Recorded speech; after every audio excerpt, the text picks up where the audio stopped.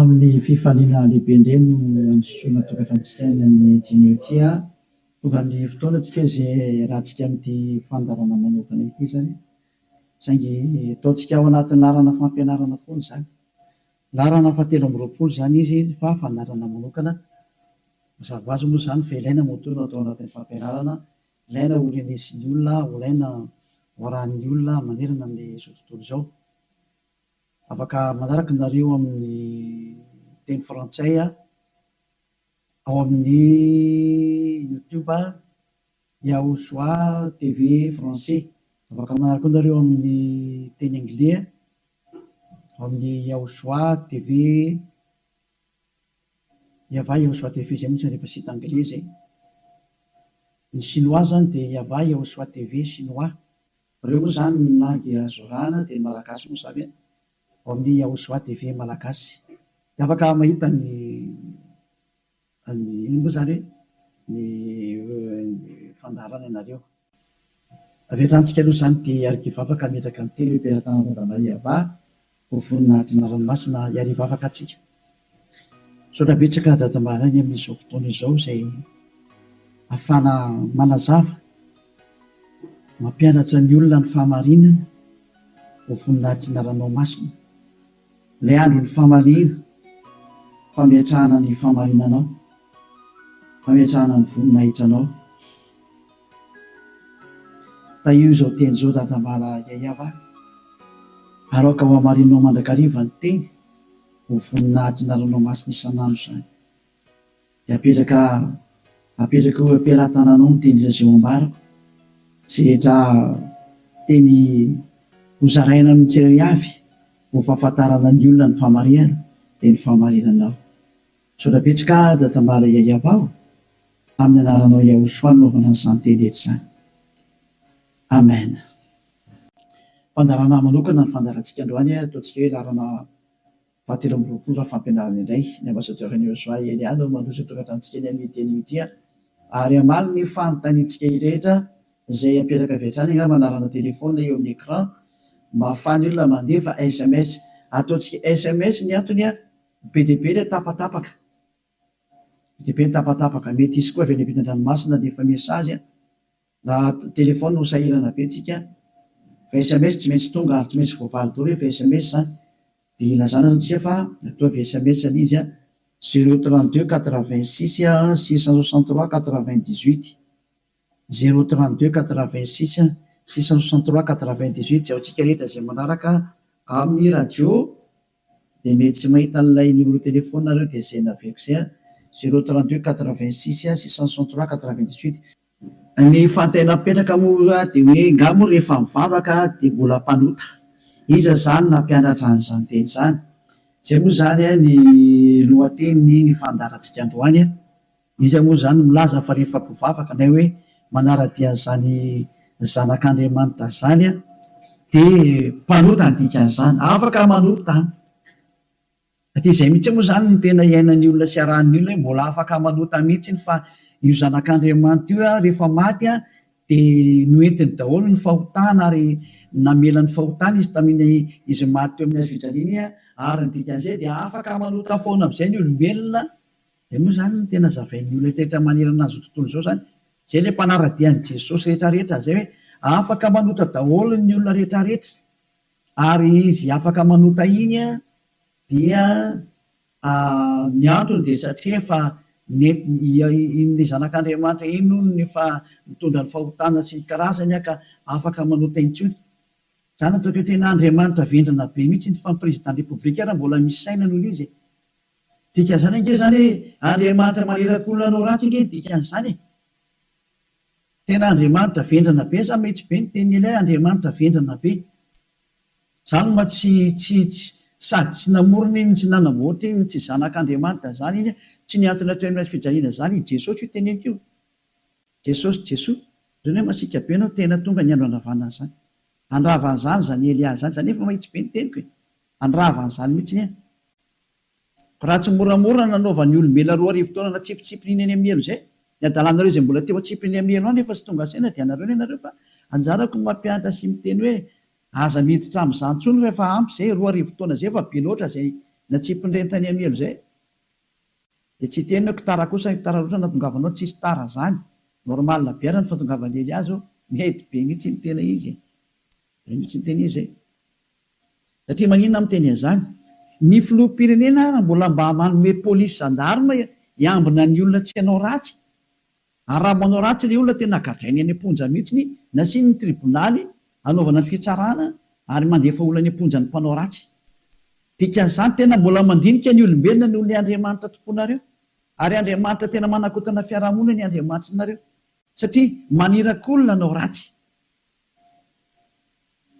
hoe tsy manina fa mahazo manao ratsy ianao fa beba fotsy rehefa tonga sabotsilady avy areno indray rehefa avy eo dia beba sabotsilady mazava be ny teny ely ahy hoe ny filoham-pirenena raha mbola misy saina ary ny prime ministre malagasy raha mbola misy saina raha malagasy ny resahana dia ny prime ministre nareo ny taritanàna izay misy nareo any raha ny Amerika zany dia ny filoham-pirenenareo ny mbola misy saina no le jizasy nareo na any amin'ny Frantsa dia ny filoham-pirenenareo mbola misy saina no Jésus nareo satria ireny ana mbola mitady ny hevitra ny tsy hampanotanario sazinareo raha vao manao ratsy mbola misy saina noho ny Andriamanitra nonge ho any filoham-pirenena dikan'izao mbola misy fahendrena ny filoham-pirenena sy ny prime ministre sy ministra noho ny Andriamanitra tomponareo adalanareo izay hanompo an'izany zavatra zany mba tonga saina ho melohan'ny mesazinareo moa zany dia ny anana nefako an'olo hoe zatra tena mahavariana nge zany sady zany hoe ahoana tokoa moa ianao ve dia Andriamanitra ho no arahanao amin'ny mampamorona anazy zany any ianao zany ny dikan'izay raha mpamorona izy raha mpamorona io Andriamanitra io dia zany any ianao zany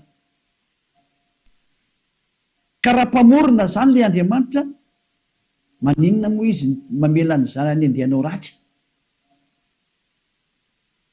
raha Andriamanitra zany na ny ankonany anao ratsy fa ny tena Andriamanitra dia zao tsy manaiky ny ankonany anao ratsy novi tahaka ny ray aman-dreny mananjanaka dia tsy indray aman-dreny mihitsy aniraka ny zanany hoe andana manao ratsy fa mifona fotsiny aminay ialahy rehefa avy eo ohatran' izany angely sary dana mangalatra ialahy dia rehefa azo lahy daholo zatra rehetra dia veny aty amin'izay mifona efa nazo aloha zay dia avelako rehefa avy eo indray iverina indray rehefa rapitso indray jangatsanga indray anao rapitso dia mifona fotsiny indray rehefa avy eo ohatran'izany ange ty sary ty tsy mba Andriamanitra zany aminahy fa devolo manao an'izany hevitra zany tsy mba misy Andriamanitra ny teny an'izany zao ny tenyle Andriamanitra marina fa zany moa fampidirana taony ary teny entina tonga sainanareo hoe tsy izy mihitsy ny ty Andriamanitra ny tomponareo hatramin'izay ty fa mpiara-miasa amin'ny devoly zay moa le fampianarana tary amin'ny numéro 18 sy 19 zay mpiara-miasa amin'ny devoly io ny androny dia zao ilay tena Andriamanitra dia namoaka an'izao fanambarana zao aza manota intsony zay ny tena baiko n'ilay Andriamanitra tena marina hoe aza manota intsony ka raha izay Andriamanitra tena marina zay ny namoaka an'izay baiko zay aza manota intsony zay ahoana moa zany ianao ny lasa mbola misy miteny hoe mahazo manota kambo fa netin'ilay zanak'Andriamanitra ny fahotanao dia afaka manota anao fa mibebaka fotsiny rehefa avy eo tena zany rehefa tehan'ny feon-demony ny teny izy zao tsy rehefa-tsika ny histoiran'ilay vehivavy-janga ilay vehivavy-janga anie dia zao rehefa nijangatsanga izy dia tratran'ny olona dia nomelohan'ny olona ary nandeha hovolora rehefa nentina teo amin'ny Jehosoa azy dia hoy Jehosoa hoe zay tsy nanota taminareo naoka hitorabato azy voalohany zany ny tenyilay zanak'Andriamanitra tena marina zay kanjo moa zany hiala daholo ny olona tsisy afaka nitorabato satria samy mpanota daholo dia izy amin'izay Jehosoa mantsan'ilay olona hoe raha vehivavy eo nakaiza daholo ilay olona naiky hamonanao teo dia tsisy eo ntsony tompoko tsy nisy nanameloko anao va dia tsisy ohatsy izy dia hoy Jehosoa hoe za koa tsy manameloko anao tsony teo zany le fanadiovana teo za tsy manameloko anao tsony zany hoe nodiovina ilay vehivavy nomboka teo hoe za tsy tondra fanamelona anao tsony fa izao kosa manomboka eto aza manota intsony ianao izany hoe izay olona ny fanena tamin'ilay zanak'Andriamanitra tena marina dia nahazo an'izay teny izay taona hoe manomboka eto aza manota intsony zay ny tena ny fanena tamin'ilay zanak'Andriamanitra marina matoa zany nareo mbola manota mandrak'androany tsy ilay zanak'Andriamanitra tena marina ny fanena taminareo fa devoly ny fanena taminareo alay tomponareo tena devoly akitsira fotsiny zao Lovaka itsika zay tantara zay. Zay ihany dia fampiandiniana ireo ny zavatra rehetrarehetra sany zay. Zay ihany dia ampiandiniana ireo ny zavatra rehetrarehetra zay. Mba jerevantsika mba ampidirina kely angamba ty teknisianina. Jaona 9 andiny fa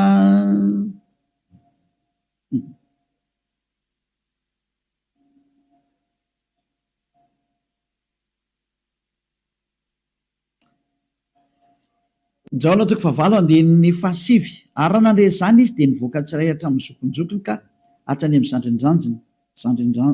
zandrinjandriny ary Yahosoa irery ihany no sisa teo sy ilay vehivavy ka rehefa nitraka Yahosoa dia izy taminy raha vehivavy aizy ireny tsy nisy nanamerika anao va ary hoy izy tsy misy tompoko dia hoy Yahosoa za koa tsy manameriko anao zay le hoe le famindram-polo mandeha voalohany dia izy hoe za koa tsy manameriko anao ary eo aoriana le famindram-po am'izay na le fanadiovana le teny manafaka anao dia misy toy le teny hoe mandehana ary am'izao sisa izao aza manota intsony zay zany notoy ny teny Yahosoa hoe aza manota intsony ao aorianan'izao zahatra ny eolanao tamiko zao aza manota intsony ianao zay ny voalazany teny marina zany zay zay le hoe tsy maintsy mandeha le famindram-pony Yahosoa le fanadiovany aorianan'izay aza manota intsony aneny Jesosy kosa dia manontà foana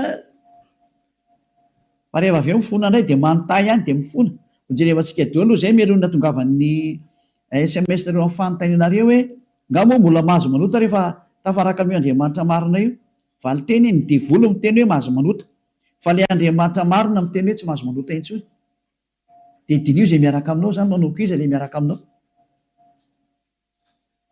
ele izy zay natsika aloha hitodika indray tsika any amin'ny teny manaraka indray ndray tsika aloha hijery indray tsika aloha Jaona 5 Jaona 5:14 rehefa afaka izany dia hitany Yahosoa teo an-kianjan'ny tempoly raha lehilahy dia hoy izy taminy ino efa sitrany ianao aza manota intsony fa ndrao anjoanao zay ratsy nohony teo teny faharonina voaka le tena zanak'Andriamanitra tena marina zay hoe mba tsy anjoanao ny ratsy nohony teo dia aza manota intsony ianao zany hoe zay olona ny fanena tamin'io Andriamanitra marina io zany le zanaky ny avo indrindra le tena izy dia ny tenenany hoe aza manota intsony fa ndrao anjoanao ny ratsy nohony teo aza manota intsony fa ndrao anjoanao ny ratsy nohony teo zao ny voalazana soatra masina ty hoe aza manota intsony fa ndrao anjoanao zay ratsy nohony teo izany hoe mazava be zany ny tenin'ilay zanak'Andriamanitra fa rehefa tafaraka aminy dia tsy mahazo manao ratsy intsony zay zany le tena tafaraka amin'io zanak'Andriamanitra io tsy manao ratsy intsony dao tsika aloha itsan'ny teny manaraka indray tsika aloha roa zany zay no ahitantsika hoe tena tsy mahazo manao ratsy hoe tafaraka amin'io Andriamanitra io zany vaketika indray ny Jaona voalohany dao ndraiky itsika mbola hijery teny hoe ahoana marina ny teny io zanak'Andriamanitra io hoe mety ve le manota zany andao hidirantsika indray amin'le Jaona voalohany toko voalohany ato indray tsika fa ity ny fiafenan'izy menakavy ao amin'ny 9 atro daholo Jesosy no miafina ty ny fiafenan'i Jesosy ty Jesosy tena zahatra tena tsy izy mihitsiny Jesosy Jesoa ity ny afenany Jaona voalohany toko voalohany 9 mihaino daholo zany Jesosy menakavy amin'ity teny ity raha hoy isika tsy manana ota isika dia mamita tena ary ny marina tsy ato anatintsika zay zany alohany zany ny teny voalohany zay hoe raha tsy manana ota ny ontsika dia mamita tena ary ny marina tsy ao anatintsika fa raha miaiky ny fahotantsika isika dia matoky sy marina izy ka mamela ny fahotantsika sy manadio antsika ho afaka amin'ny tsy fahamarina rehetrarehetra zay dia toy izao ihany raha hoy isika tsy nanota isika dia mampandainga azy ary ny teniny tsy ato anatsika dia io faran'io ny tazomo zareo amin'izay hoe raha hoy isika hoe tsy nanota isika dia mampandainga azy ary ny teniny tsy ao anatsika tazomon'ny Amerikanina io frantsay ny anglisy ny alemaina malagasy ny afrikanina rehetra zao tontolo zao dia miara-mitazana io teny io ka miteny hoe tsy maintsy manota ony araka ny tenin'ny apôstôly Jona. Ary raha ohatra ny sanatria zany apôstôly Jona tokoa nampianatra an'izany, efa any amin'ny elo Jona mizoatsika amin'ny teny zao ary mitonokitoza araka ny teninareo. Raha tena izany tokoa ny tiany tenenina tamin'io. Raha i Jona no nitarika ny olona hanohitra ny tenin'ny Jehosoa, ilay zanak'Andriamanitra tena marina, ka ny teny zany Jona zany nanohitra ny tenin'ny Jehosoa le hoe aza manota intsony fa andrao anjoanao ny ratsy noho teo. Ka i Jona indray no miteny hoe mahazo manota ka mo fa ratsy mpanota dia mampandainga an'Andriamanitra nareo. Dia miteny aminareo fa efa any amin'ny elo Jona mizoatsika amin'ny teny zao. Ary mahitsy be ny tenin'ny Eliafa tsy sangina mihitsy izany teny zany. Any amin'ny elo Jona na hoe Ioanana. Satria navita nanohitra ny Jehosoa, ka zay manohitra ny Jehosoa na apôstôly na iza na anjely na iza na fanahy masina na fanahy iny, any amin'ny elo zay manohitra ny Jehosoa. Satria ny tenin'ny Jehosoa dia tenin'ny dada Yahva. Tahaka ny Elia tsy manohitra ny tenin'ny Jehosoa mihitsy. Mazava zany zay teny zay. Ka raha io teny io ny afina fenanareo dia miara-mitsipy any amin'ny elo miaraka amin'ny Jona nareo satria nanohitra ny tenin'ny Jehosoa. Satria ny tenin'ny Jehosoa dia ny teny mihitsy hoe aza manota intsony. Ka raha ohatra ireo milaza fa i Jona no nampanota anareo, miara-mitsipy amin'ny Jona any amin'ny elo nareo.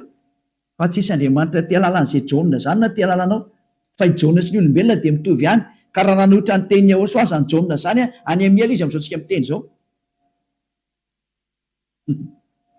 Any amin'ny elo tahaka anareo rehetra. Dahory jerevantsika ny lefa andeha n'ilay teny azy. Inakena tonga ny Jona ny teny an'io? Ny olona izay mbola tsy tonga amin'ny Jehosoa, raha izy no miteny hoe tsy manana ota za, dia mamita teny izy ary ny marina tsy ao anatiny. Izay ny dikan'ilay aty amin'ny andininy 9 sy ny 10 hoe raha hoy isika tsy nanota isika dia mampandainga azy. Satria ny olona rehetra tokoa dia tena mpanota daholo. Ary ny tenin'Andriamanitra dia milaza mihitsy fa ny olona dia mpanota. Samy nanota izy rehetra ka tsy esy manana ny voninahitra avy amin'Andriamanitra. Reny le izy reny. Raha mbola tsy tonga amin'ny Jehosoa ilay olona dia tsy maintsy mpanota izy. Izay ny dikan'io teny io. Izay ny dikany hoe raha misy miteny hoe tsy manana ota dia mpamita tena ary ny marina tsy ao anatiny. Satria ianao raha mbola tsy tonga amin'ny Jehosoa dia tsy maintsy mpanota ianao. Ary zany ny ilazana amin'ny Jesosy izay olona miaraka amin'ireny fa olona mpanota ireny satria tsy mbola tonga aty amin'ilay tena izy. Fa ao amin'ilay pisoloky nareo no nandeha. Dia hoe ilay pisoloky mahatsinareo hoe mpanota nareo. Pisoloky io tsy niantona teo amin'ny fijaliana Jehovah zatra mpamitaka io. Samy mijery ny marina tsika. Mioka anao teo ny tenin'ilay zanak'Andriamanitra. Ny tenin'ilay zanaky ny avindrina fa mioka anao teo e. Kaza mamaly tsony ianao. Fa ny tany sy ny lanitra ho levina hoy Jehosoa fa ny teniko tsy ho levina mandrakizay. Aza hoe izay teny izay. Ka raha ny teny izy hoe aza manota intsony dia tsy misy mahazo manapotika izay teny izay. Matthieu 24 firinga amin'ny isinao jevantsika kely teny. Hitina kely ihany tsika aloha. Matthieu 24:35 sa 33. Jerevantsika kely aloha. Matthieu 24:35. Matthieu 24:35. Ny lanitra sy ny tany ho levina fa ny teniko tsy mba ho levina. Ny lanitra sy ny tany ho levina ozy ilay teny fa ny teniko tsy mba ho levina. Izany hoe ilay teny hoe aza manota intsony tsy ho levina mandrakizay. Ka raha nisy nandevina an'iny dia vory izay nandevina an'iny. Raha nisy ny teny izany hoe tsy maintsy mpanota nareo ka, tsy maintsy manota nareo ka, dia manohitra an'ilay teny ilay zanak'Andriamanitra amin'ny teny hoe aza manota intsony. Ka raha misy izany nampianatra nareo hoe tsy maintsy manota, dia ny kontra n'io tenin'ilay zanak'Andriamanitra marina io. Ary rehefa ny kontra ny teniny dia devoly izay nanohitra anazy. Satria ny teniko izy tsy azo levolina. Izany tonga amin'ny teny hoe tandrema ianao raha tsy misy Jona ny teny taminao mihitsy hoe ndany ianao manota fa ny agigianao mahatonga anao miteniteny foana eo. Ianao no te hanao zavatra tsy manjary amin'io Andriamanitra marina io. Ianao no te hanao ratsy ihany dia ilay Andriamanitra marina no endrikendrehanao. Daholo aloha tsika anaraka an'ilay teny zany. Ohatrany ohatra mafimafy be ny teninao ambassadeur Leosa. Tena tsy mafy zany. Alera ny mora indrindra tokony renisy sofinao zany fa tokony mafimafy noho zany tokony hoeninao satria be izay nahadalana nataonareo izay hoe tsy ho heverinareo fa faly aminareo Andriamanitra tokony fampianarana io. izy very miteny hoe za manota intsony de nareo nefa ry mamaly hoe tsy maintsy manota fa tsy possible mihitsy ny zany nareo ny te araka am'le andriamanitra tsy izy nareo any de ny famarina le andriamanitra kosa ny potipotenareo iza mampanaonao an'izany kosa ny anao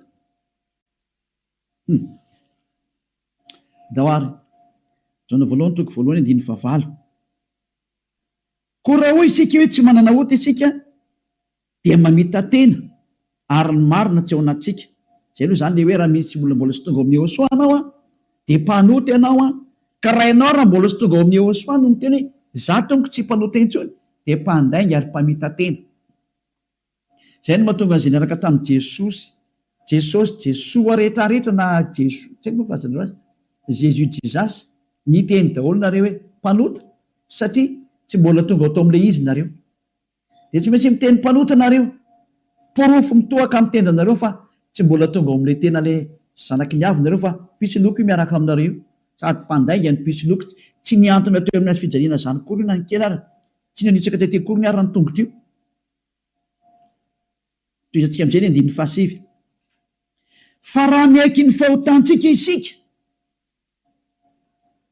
mila miaiky ny fahotanao ianao zany dikan'izay de mahatoky sy marina izy ka mamela ny fahotantsika tena tany de mamela izy raha miaiky itsika ary manadio antsika ho afaka amin'ny tsy fahamarina rehetrarehetra afaka daholo ny tsy fahamarinanao rehetrarehetra hatrany amin'ny fieritreretana ratsy voadio daholo mihitsiny tsy mety manana saina ratsy mihitsiny fa tsara foana ny saina tsy mety mandeha makany amin'ny zavatra ratsy mihitsiny izy fa ho an'ny Ehosoa daholo ny zavatra rehetra zay ny fiainany de ho an'ny Ehosoa velona ho an'ny Ehosoa miara-mipetraka amin'ny Ehosoa miaina ho an'ny Ehosoa Ehosoa ny antony fivelomany zay ny olona tena tafaraka amin'ny Ehosoa zay madio tanteraka hatrany amin'ny fieritreretana madio mihitsy toetsika le teny ko maninona ary eto misy miteny hoe raha misy miteny hoe tsy manana ota isika de mampandainga azy ka raha mbola sy tonga amin'ny Ehosoa ho ianao no miteny hoe za tsy mpanota de mpandainga ianao any am' Jesosy tsy misy an'izany afaka amin'ny fahotana zany ao am' Jesoa tsy misy an'izany afaka amin'ny fahotana zany zay ny dikan'izany de itoy am'izay ary io teny eo am' Jaona voalohany toko voalohany io notoizany Jaona io ry am' Jaona voalohany toko fahatelo fa tsy najanony teo fa nitoizany ry am' toko fahatelo am'izay zany hoe nitoy io teny io fa tsy nijanona teo ao amin'ny andininy ao amin'ny toko fahatelo de ao amin'ny andininy fahefatra am'izay no jerevantsika andininy fahefatra Jaona voalohany toko fahatelo andininy fahefatra izay rehetra manota no mandika ny lalàna fa ny ota ny fandikana lalàna zany hoe ny olona zany rehefa nandika an'izay teny Ehosoa zay aza manota intsony ka ianao milaza fa mpanota de efa nanota ianao zany dikan'izay aloha fa fanamporofonina rehefa nandika ny teny Ehosoa ianao de efa mpanota ianao zay mahatonga ny vavany tsy afaka amin'ny fahotana andininy fadimy fantatrareo anefany fa izy no naseho anaisitra ny ota io ara le teny nanaisitra ny ota ary izy ary tsy mba misy ota mihitsy ao aminy zany hoe rehefa ny olona zany ny tonga ao aminy de tsy misy ota mihitsy ny ao aminy de toy izy am'izay ary ny andininy fahenina izay rehetra mitoetra ao aminy ara dia tsy manota nizaniza zany ny tafaraka amin'ny Ehosoa de tsy manota intsony zay ny tena ny tenen'ny Jaona zay ary taorina ny fananarany tarikatra amin'ny Jaona voalohany toko voalohany andininy fahavalo de nitsindriny am'izay ny teniny fa rehefa tonga atao amin'ny Ehosoa kosa nareo de tsy manota intsony ary zany hoe raha mbola sy tonga amin'ny Ehosoa nareo dia mpanota nareo rehefa tonga atao amin'ny Ehosoa kosa nareo tsy mpanota intsony zany mampiseho miariary mihitsy fa mpamitaka sy mpandainga iny Jesosy iny de iny Jesoa iny mandainga io adalanao zay te hiaraka am'izany Andriamanitra mampandainga sady mampandainga ny Andriamanitra marina ary misy loko ny asany ary nandefanareo any amin'ny hery adalana ianao raha mbola hiaraka am'izany ianao safidinao mo inoko raha tsy oenga amin'y hoe miaramila ny devolotiko ianao dia naika an'izany famononanao zany fa raha olombelona normal maheno any ery amin'ny teny tonga saina daholo ary tsisy manaiky fitahana tsony satria meko anareo ny fanaporofona io iny eo izy io hoe toeantsika eo amin'ny andininy fahenina izay rehetra mitoetra ao aminy de tsy manota nizany zany mitoetra ao amin'io Ehosoa io de tsy manota intsony izy fa izay rehetra manota ozy izy ao nitenin'ny Jaona am'izay de sady tsy nahita anazy ary tsy mahalala anazy. Tsy netan'io zanak'Andriamanitra maro io nareo midika zany fa i Jesosy de tsy zanak'Andriamanitra, Jesoa de tsy zanak'Andriamanitra marina, tsy izy io. Pisoloky ary mpamitaka satria nampanota anareo foana hatramin'izay. 2000 taona reo mipetraka ato anatin'ny fahotana, tsy afaka anareo zany midika an'izay. Mbola hiteny any venareo fa marina ny lalakaleana. Toizatsika ihany ny teny Jaona satria Jaona ihany nampangainareo de aleo Jaona koa ny namafy ny teniny. Jaona voalohany ihany 7:9 daoarany 9:7 mo vaketsika. Aleo 9:5 aloha tenentsika ny tenin'ny apôstôly Jaona. Izay manota dia avy amin'ny devoly satria ny devoly manota hatramin'ny voalohany. Io izy io. Niza zany manota dia avy any amin'ny devoly zay satria efa tonga Jehosoa manala ny fahotana. Zay manota am'izay io Jehosoa am'izao dia avy any amin'ny devoly izy. Ianao zany rehefa mpanota dia avy any amin'ny devoly ianao. Mpitondra fivavahana ianao. Laza ianao zany fa mpanota ny olona. Avy any amin'ny devoly ianao. Andriamanitra tompony olona ianao. Laza ianao fa mpanota ny olona ary ampirisina ny ota ny olona. Avy any amin'ny devoly ianao. Zany hoe olona ny rahana devoly akety zany io miaraka aminao io. Mametrereta.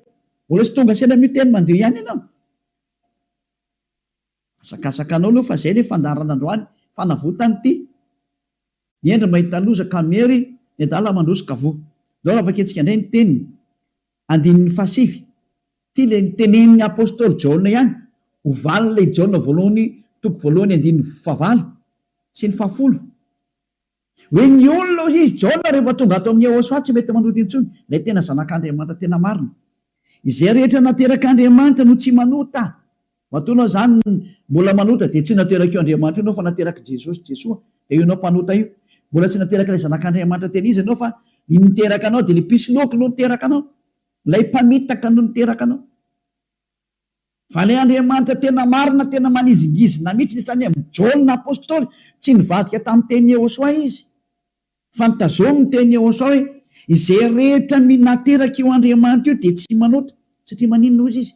Satria ny voany mitoetra ao anatiny ka tsy mahay manota izy. Tena nitsindriana fandroany. Tsy mahay manota izy. Fa maninona hoy satria nateraka Andriamanitra. Izy zany nateraka io Andriamanitra io de tsy manota intsony. Fa zay nateraka ny devoly io manota foana ary miteny hoe tsy maintsy manota sy ny karazana. Devoly ny rainy. Soratra masina daholo miteny anio. Tsy misy nidirany Elia mihitsy ny zanona kely fa samy soratra masina jerevantsika. Ary confirmeny Elia mihitsy ny teny le zanak'Andriamanitra marina. Lay maty teo amin'ny azy fijaliana hoe aza manota intsony. Zay ny tena teneny ao anatin'ny baibolinareo zany teny zany.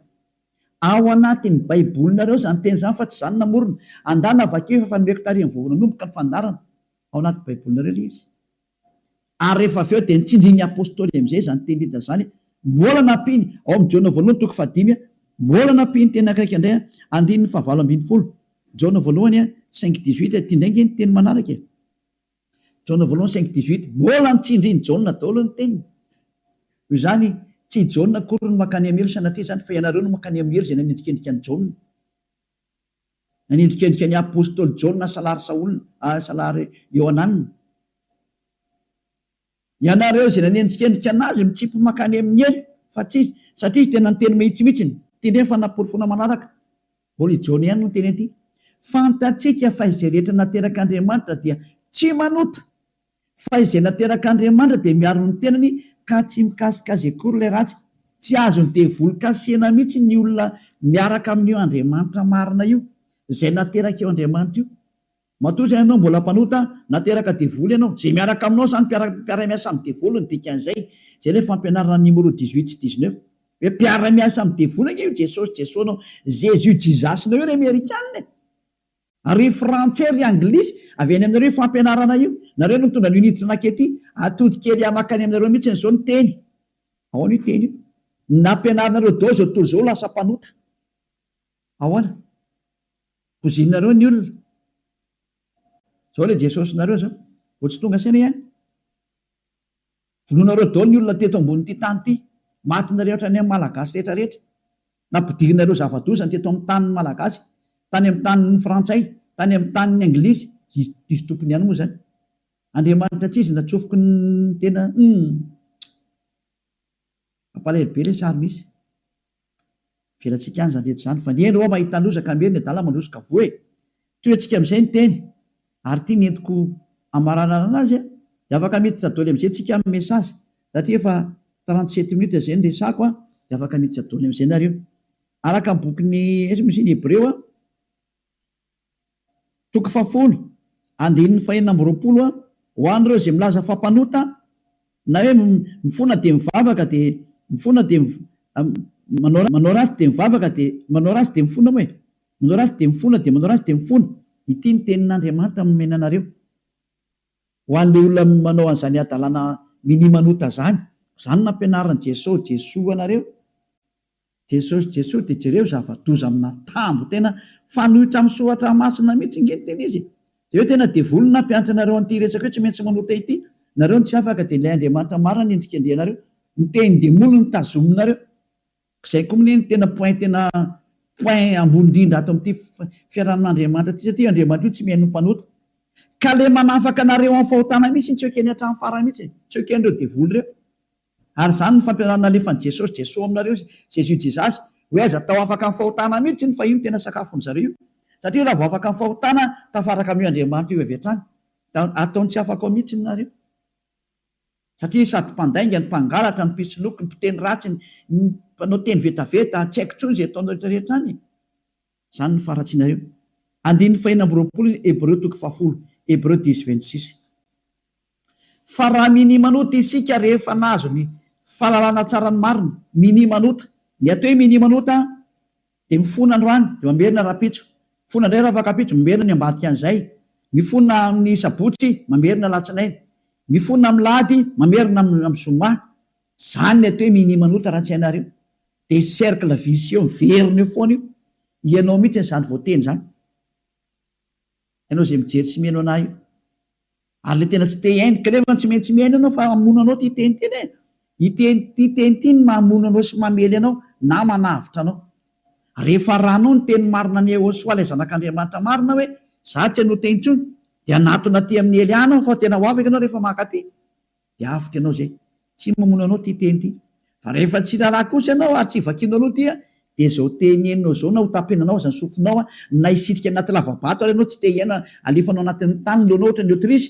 mamonanao foana ty teny ty tsy afaka eo mihitsy ianao ninina ho ataonao teny marina ngety ao anatin'ny baibolina ngety daoarany raha minimanota isika rehefa nahazo ny fahalalana tsara ny marina dia tsy misy fanatitra noho ny ota intsony tsy misy fanatitra ho anao tsony nde mandeha any zany ianao mahazo ny famindram-po io dia ny aoriana izay tenin'ny famindram-po izay ohatra nataony Ehosoa hoe za tsy manameloko intsony na hoe natao batisa atao amin'ny Ehosoa anao dia afaka zay le tena izy zay dia izy amin'izay le zanak'Andriamanitra marina hoe tsy misy fanatitra noho ny ota intsony fa fiandrasana mahatahotra amin'ny fitsarana ho tsaraina ianao zany ary fahatezerana mirehitra izay andaniny fahavalo rehetra kosa lasa ny vadika fahavalo ianao ny olona minimanota sy mpanota zany dia fahavalon'io Andriamanitra marina io ary miomana ianao amin'ny fandorana anao ary miomana ny amin'ny fitsarana izay milezana anao zay le hoe ny aza mba maty ianao ho hitantsika eo ny toyny nefa ny teny zao mbola velona zao dia efa mandeha ny famaliana tsy misy an'izany miala mora zany tsony zao hoe tadidio zany andro ny fahamaliana zao efa tapitra treo ny andro ny fanginana andro ny fahamaliana zao zay rehetra nanao an'io Andriamanitra marina sy nanambany sy nanao ratsy amin'io Andriamanitra marina io zany nanao tsinitsinina ny teniny sy nanambany ny teniny ela rehetrarehetra tsy misy hafamaina zany tsony zao nanao tsinitsinina ny teniny sy ny asany rehetrarehetra aza mamana tena zany hoe mialamaina zany nanao kasiparana ny teniny izy milaza fa afaka amin'ny fahotana izay miaraka aminy ianao ry maneritra hoe tsy manino tsisy an'izany fa maha-olombelonao micomprendre anao izy taiza nisy Andriamanitra ny comprendre anao raha ny comprendre izy tsy nalefa ny safidrano raha ny comprendre izy tsy nalefa ny dao zao karazana retina zao raha ny comprendre izy tsy nataony maty ianao ary raha ny comprendre izy tsy natsipiny amin'ny heliny olona ary raha ny comprendre izy tokony tsy nandevoziny zanak'Israely fa nandevoziny hatrany mandrakizao mbola mijaly foana na niverinao amin'ny tany izy mbola fahoriana foana tsy micomprendre anao zany io Andriamanitra io fa asory anatin'ny atodoanao zany. Tsisy Andriamanitra micomprendre anao zany. Ty any ny fantany aza manota intsony zay ny teneny dia tazoma rehefa teo any aminy. Izy koa ny tompony lanitra eo ka tsy anao ny tsotsotso makany. Efa nyteny izy fa masina ny Andriamanitra reo ary zay raka amiko tsy maintsy masina tahaka. Zay ny dika ilay hoe Matthieu 5:48. Matthieu 5:48. Aoko tanteraka ianareo. Aleo zay ny amarana antsika azy tanteraka. Matthieu dia afaka miditra amin'izinareo amin'ny mesazinareo mba hafahany be sy ny maro tafiditra daholo dia amaliko anazy. Matthieu 5:48. Koa amin'izany aoko tanteraka ianareo toy ny fahatanteran'ianareo zay any an-danitra. Ianao zany dia efa nomeny Yehosoa baiko hoe rehefa teo any amin'ny lanitra lanitra ianao aoka ianao ho tanteraka. Atao ny sitraponao atete an-tany tahaka ny any an-danitra any amin'ny lanitra ambony any zany. Manomboka eto ianao zany dia tsy maintsy tanteraka. Dika ny tanteraka ao amin'ny teny anglisy dia hoe perfect. Ary ny teny frantsay hoe parfait. Ianao zany mila parfait, perfect, tanteraka ozy ny tenin'Andriamanitra rehefa teo any amin'io Andriamanitra marina io. Fa ny olona zay tsy parfait tsy mahazo miditra makany zany. Ozy hoe ianao zany parfait mihitsy. Madio zany ny eritreritranao. Voalazanao madio be mihitsy ny eritreritra ary tena ho any Yehosoa rerery ny zavatra rehetra momba an'izany Elias. Nuk efa kitsika teny zay hoe madio ohatra ny amin'ny eritreritra any amin'ny bokin'ny Hébreu any angambany izy. Jevantsika Hébreu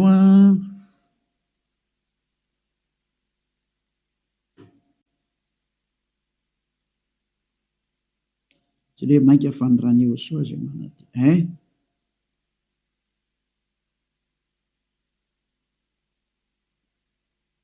Izay mosany manadio ny eritreritra. Vakitsika manomboka amin'ny andiny faraka ambin'ny folo zany dia hatrary amin'ny andiny fahafiry zany ty. Enina ambin'ny folo. 16-17. Aloha vakitsika manomboka amin'ny andiny faha 11. Hébreu 9. Dia manomboka andiny raika ambin'ny folo.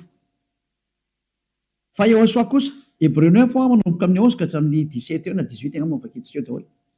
Fa Yehosoa kosa rehefa tonga ompisorona be ny amin'ny zatra tsara ho avy dia namaky teo amin'ny tabernakely lehibe lavitra sady tsara lavitra zay tsy natao tanina, zany hoe tsy mba isan'izao zavatra rehetra izao.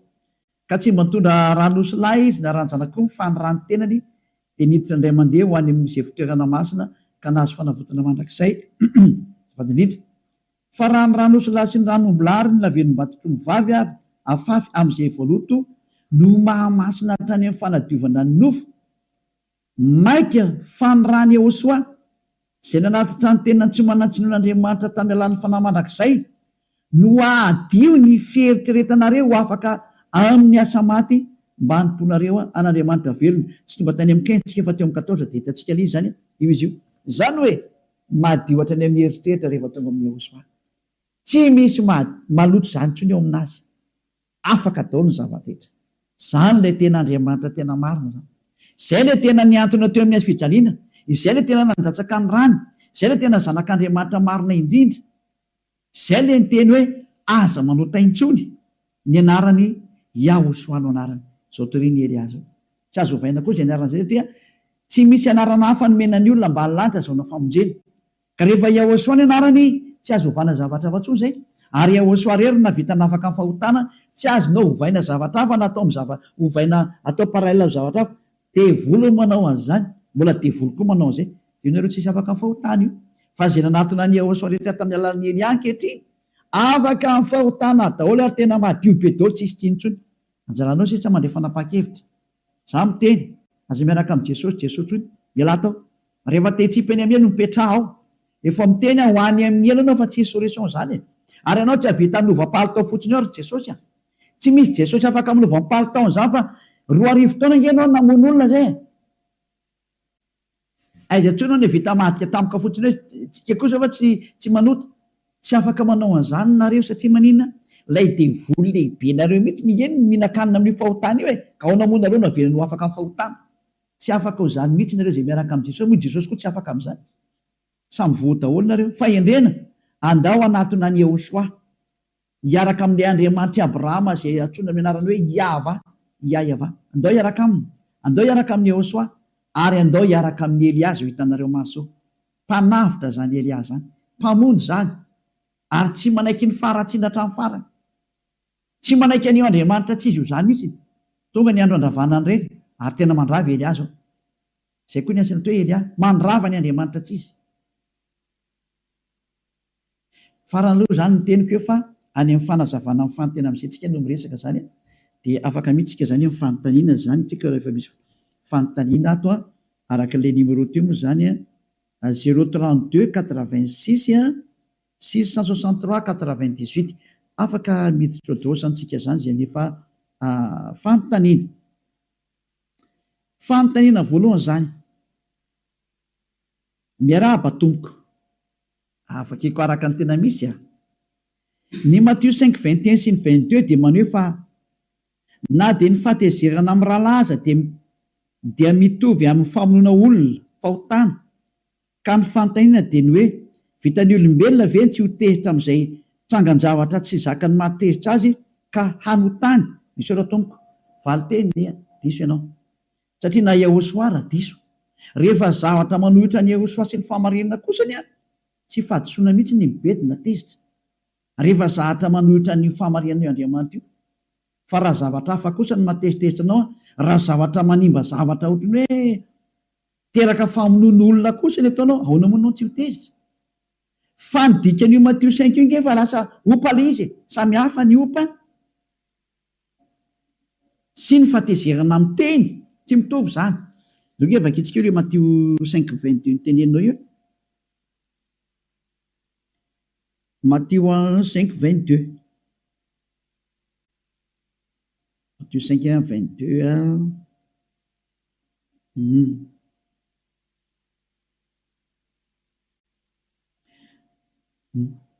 tsy mbola 22 ty hitantsika ty olazo atoato izy zany zao. Matthieu 5:22 hitantsika ry, fa izao kosa milaza aminareo hoe zay rehetra tezitra amin'ny rahalany dia miendrika hoenona fitsarana, ary nazovina no amin'ny rahalany hoe olom-pony ianao dia miendrika hoenona eny amin'ny sinedrona, ary nazovina hoe foky alahy dia miendrika ho ao amin'ny elo mirehitra. Io zany hoe fanehoana le hoe ny atezeran'ny olona ka manao olom-pona na hoe manao foka ialahy dia tsy mety daholo ihany zay. Fa ny arian'ny voalohany kosa miteny hoe ty moa zany hoe fanaratsiana ihany koa, raha misy tezitra amin'ny rahalany dia miendrika elona fitsarana. Misy lolo kely nanidina teo. Raha misy tezitra amin'ny rahalany dia miendrika elona fitsarana. Inao zany tokony hampatezitranao amin'ny rahalanao tokoa raha. Za koa raha mametraka fanontena amin'izay rehetra miteny hoe tezitra amin'ny rahalahy, fa misy dikany matoa tezitra, Yahosoa ho tezitra. Yahosoa impiry tezitra tamin'ny mpianatra, impiry ny teny tamin'ny mpianatra lasa mandeha rehefa tsy araka amiko, impiry ny bedin'ny fariseo, impiry ny fariseo moa dia tratra ny teny mihitsy hoe fasana amin'ny lalitra fotsy, biby lava taranaka ny mena rano, olona tezitra angizy satria rehefa mpanao ratsy azo atao ny mitezitra aminazy. Fa raha ohatra hoe olona tsy maninona anao ny rahalany nefa ny tezeranao kosany tsy mety zay. Ireo tezitra amin'ny rahalany dia mendrika ho elona satria anao tsisy antony tokony hitezeranao aminazy, aonao manao ny tezeranao izy. Fa raha motif hoe any amin'ny fanoherana an'Andriamanitra, fanoherana ny tenin'ny dada Iavasy Yahosoa no mahatonga ny fahatezerana, mety be mihitsy. Tahaka ny Yahosoa zao nozon'ilay aviavy satria tsy nisy voany teo aminy, tany dia nozoniny tezitra ngeziny dika za matononoziny. Satria maninona? Raha tokony tonga eo Yahosoa mahita anazy tsy mamokatra, tsy mety amin'ny Yahosoa zany. Ary natao mamokatra ny voankazo, rehefa tsy nanombo mamokatra, nozoniny, maty ilay voankazo. Tsy afaka tena hoe ianao zany mendrika ho elona satria nanozona ilay aviavy, tsy azonao atao zany. Satria tsara ny tokony mita teo fa ratsy ny navoakany mety ny fahatezerana. Dia izay ny dikany hoe raha misy mitezitra amin'ny rahalany dia mendrika ho elona, raha tsy misy antony tokony hitezeranao aminazy meloko anao.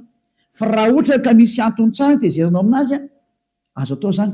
Zay natonga ny apôstôly teny hoe tezera fa aza manota, tandremo za maka ny fahotana ilay fahatezeranao. Fa azo atao tsara no mitezitra, fa mipetraka tsara hoe nanao ny tsy mety ty olona ty dia azo atao no mitezitra. Fa tsy hoe tezitezitra fa tany amin'ny olona any ianao. Mazaka ama zay fanazavana zay. Raha misy tsy mazava dia mbola afaka mametraka fanontaniana nareo fa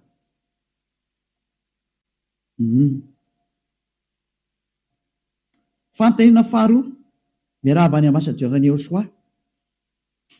inona kay tompoko ny mahatonga an'ilay mpanaradian'i Jesosy nanaisitra ny boky Makabeo tao anatin'ny baiboly, satria ao mantsy misy manazavatra le Antiochus Epiphanina mifanojo amin'ny fankalazain'ny mpanaradian'i Jesosy ny naterahany, dia ao amin'ny baiboly koa milaza fa rainy sampy rehetra io, dikan'izay Jesosy ve zany no sefon'ny alahy sy Jehova?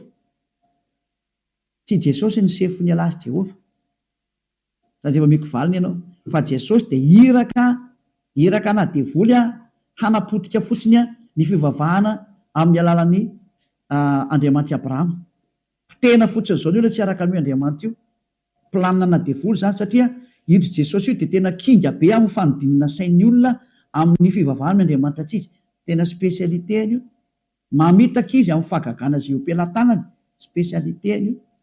Dia io hitanareo famitahana be ataony io, mody anaovana fahagagana kely ao dia mody sotominy ny anarana fotsiny ngeny no vainy dia tandrena anaraka anazy daholo ny olona.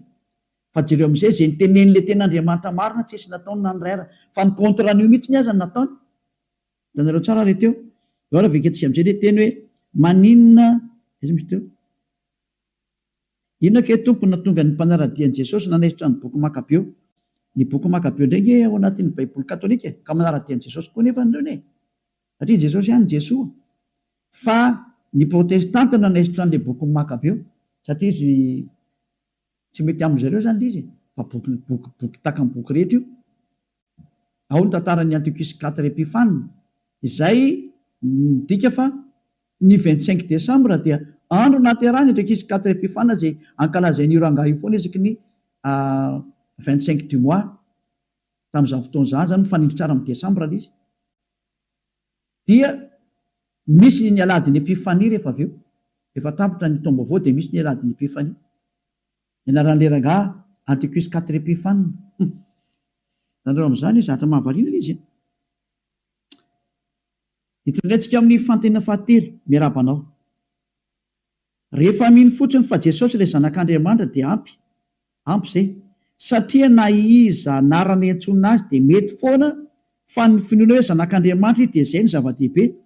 Apetraka aminao ilay fahantena hoe atao hoe devoly ary ny anarany, atao hoe satana ny anarany, dia hitantsika ny toyny eo. Mety aminao izay? Atao hoe ragidro ary ny anarany, fa ragidro ny atao hoe zanak'Andriamanitra. Mety aminao izay?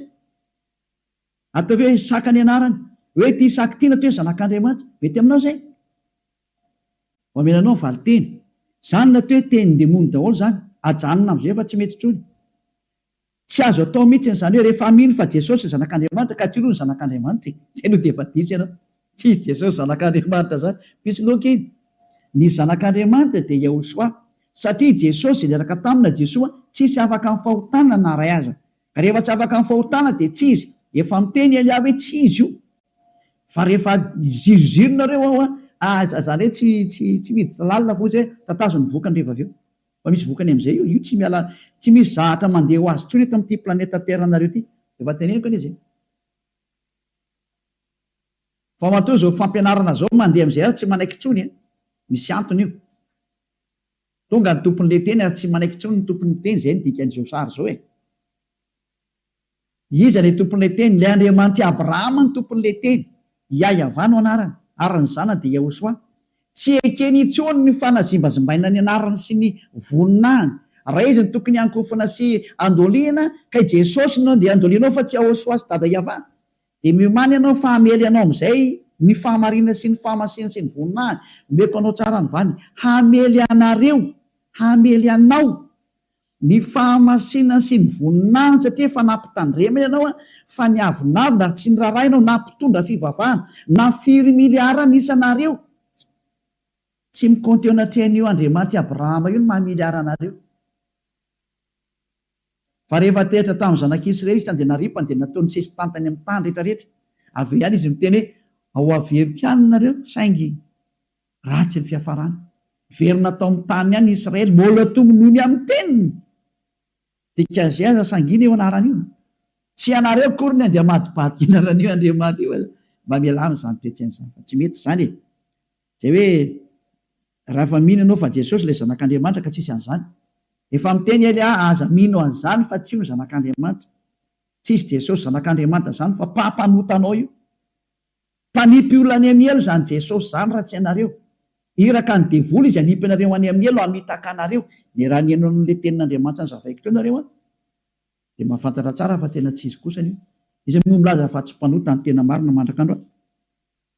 De mbola misy toyny. Ny tianao ve zany samy manova ilay anaran'i Jesosy hoe Yahosoa daholo fotsiny de vita? Non. Ny tiako voalohany de zao, mialamy Jesosy fa mpiara-miasa amin'ny devoly. Tsy atao hovaina Jesosy, hovaina Yahosoa fotsiny ilay anarana. Non. Fitaka na démonie zany teninao zany. Fa ny ataonareo de zao rehefa resy lahatra nareo. Fantaro fa nanipy anareo any amin'ny elo iny Jesosy iny. Iny Jésus Jisasy iny. Mpanipy anareo any amin'ny elo iny. Miala amin'iny voalohany indrindra. Ary rehefa miala amin'iny, tapa-kevitra miala amin'iny, manatona ny Yahosoa amin'izay nareo. Ary rehefa manatona ny Yahosoa misy dingana rana fa tsy alefalefa fahatany koa io. Mila manatona ny Elia nareo ary manao batisa vao mety io. Zay ny lalàna mantsy hoe ataovy mpianatra ny firenena rehetra. Rehefa avy nampianarina nareo dia atao batisa. Ka Elia no nampianatra anareo. Elia mazava ho azy izy manao batisa anareo. Lalàna nge zany e. No ke vakitsika izay lalàna zay. Matteo 28. Tsy maintsy arahanao ny lalàna fa tsy haiko ny ovaovaina fahatany fotsiny hoe ny tianao ve zany de manova an'io. Manaraka lalàna mba ho tonga lasa tsy manota intsony. Satria tsy afaka mandray ny fanahy masina le mahatonga anao tsy hanota intsony ianao raha tsy manaraka ny lalàna an'io Andriamanitra io. Miaraka amin'ny Yahosoa sy dadambala iavahanao. Manatona aty amin'ny fanjakana masina misy an'i Elia ianao. De rehefa resy lahatra ianao manao an'izany dingana zany de tsy maintsy mandeha amin'le batisa amin'izay ianao. Zay vao avitra. Rehefa tsy mandeha amin'izay tsisy ninina azonao raisina intsony. Matteo 28:19. Ko mandehana ianareo de ataovy mpianatra ny firenena rehetra. De io zao nandeha de manao mpianatra anareo. Rehefa mampianatra anareo de herinareo le izy de manapa-kevitra amin'izay nareo. De hoe ahoana? De manao batisa azy ao amin'ny anaran'ny Ray sy ny Zanaka ary ny fanahy masina. Ary ampianaro izy hitandrina zetra nandidiko anareo. Zay ny voalazany lalàna 19 sy 20. Ka rehefa resy lahatra zany ianao rehefa hoe mitady ny famonjena de tsy maintsy mandeha amin'izay lalàna izay. Rehefa tianao no afaka amin'ny fahotana ka tsy hanota intsony de tsy maintsy mandeha amin'izay lalàna zay ianao. Fa lalàna zany tsy azo anampiana, tsy azo anisorana. Mazava angamin'izay ho anteninao lay andiny lay numéro 3 teo. Numéro 4. Ianao milaza fa tsy azo ovaina ny teny nefa ianao ary manova fa Kristy no misohatra ao de ovainao. De aza mitsara mba tsy ho tsaraina. Iza tena mitsara ary tena mpitsara mihitsy ny ara ty hitanareo ty. Mpitsara anareo olombelona ary mpitsara ny fanahinareo. Lehibe ny mpitsara ao amin'ny lanitra ny lanitra.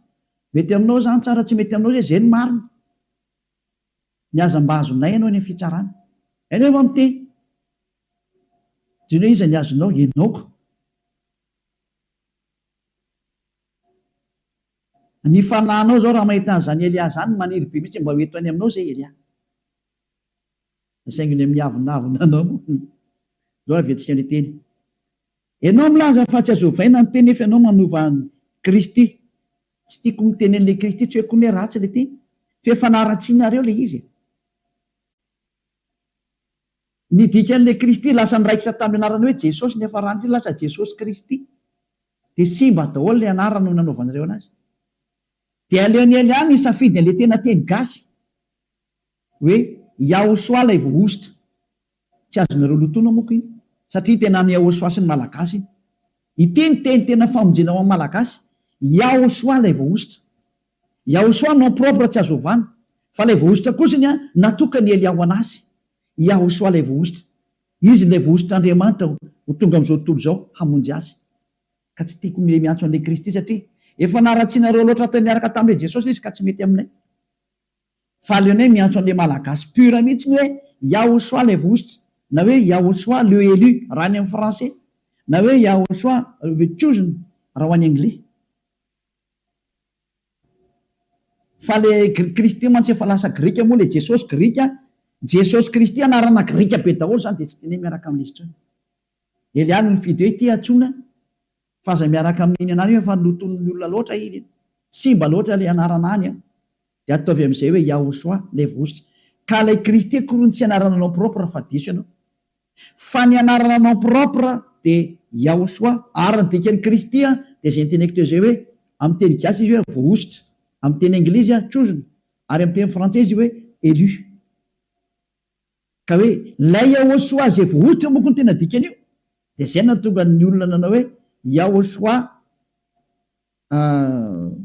élu raha amin'ny français, yahosoa trozona raha amin'ny anglais, araka zay tiany olona miatrana azy any fa adjectif le krista fa tsy anaranao propre ka janao mieritreritra fa tsy anaranao propre koa zany krista zany. Io zany tsy nanova mihitsy ny Elia fa nametraka ny tena izy hoe yahosoa lay voaositra, zay ny tena anarana zay. Ary io nge teny hébreu fa tsy teny grika zany, mbola diso koa ianao zany krista zany ange teny grika zany fa tsy teny hébreu e. Fa raha ohatra ka teny ianao ny teny hébreu de masia eny eo e, yahosoa masia, fa saingy tsika malagasy de zay atao amin'ny teny gasy izy hoe lay voaositra zay. Reka mba hidina kely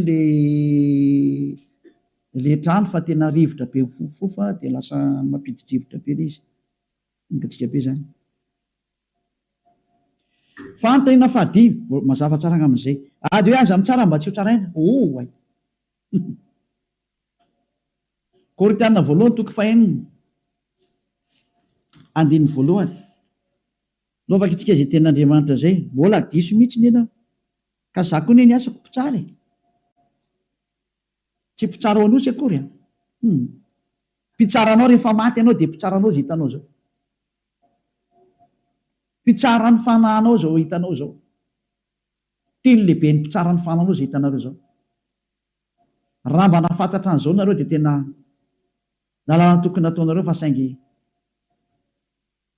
sady tsy nampahafantarinareo moa sady tsy hainareo koa le izy de fa ny aza mamaty fotsiny fanena aminay ianao. Korintiana voalohany toko fahenina andininy voalohany ka hatramin'ny faharoa. Korintiana voalohany toko fahenina andininy voalohany ka hatramin'ny faharoa. Misy aminareo vara manana ady amin'ny namany sa andeha ho tsarain'ny olona tsy marina fa tsy eo anatrehan'ny olona masina, sa tsy hifantatrareo ve fa ny olona masina de hitsara n'izao tontolo zao. Mazava be iteny ny olona masina zany hoe ny olona tsy mpanota intsony a de mana fahefany hitsara n'izao tontolo zao ka diso le tenyreo aza mitsara mba tsy ho tsaraina. Ianareo mpanota tsy mahazo mitsara, zay ny dikan'iny teny Yahosoa iny hoe aza mitsara mba tsy ho tsaraina. Ny mpanota de ho tsaraina mihitsiny izy ka aza mitsaratsara ianao tsy nomeny anao aza ratsy. Fa Yahosoa tena afaka mitsara satria Yahosoa tsy mpanao ratsy, Elia tsy mpanao ratsy, mahazo mitsara mihitsy ny Elia. Alazaiko anao fa lehibe ny mpitsara izy. Eza mamato hay raha ny teny reny matany ampasana tany hoe tena marina ny teny io rangahy io tonga saina ianao da izy tsy afaka miteny. Sa tsy fantatrareo fa ny olomasina de hitsara n'izao tontolo zao, ka raha hitsara n'izao tontolo zao azy nareo moa tsy mendrika hitsara izay zavatra madinika indrindra va ianareo. Andininy fahatelo, tsy fantatrareo ve fa hitsara anjely azy sika, mainka fa izay zavatra momba zao fiainana izao. Ny andininy fahatelo, ny anjely aza mbola tsaraina ary fantaro fa lehibe ny anjely ty hitanao ty, mbola lehibe lavitra zany Elia zany ny anjely.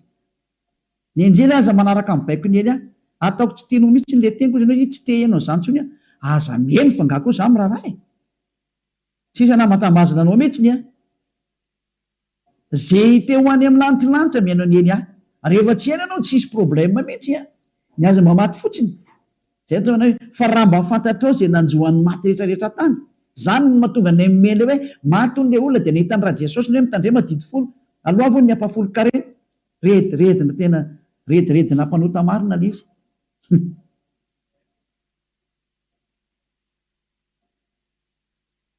Zany na teo rediredina adala teo tena mora fitahana be mihitsy ny tena marina reo olombelona.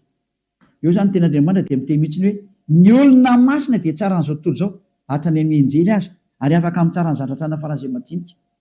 Fa ny mpanotany tsy mahazo mitsara satria aza mba mitsara mba tsy ho tsaraina olona mpanota nge ndresany eo satamrena ka tsy hainao e mpanota izy rehetra rehetra zay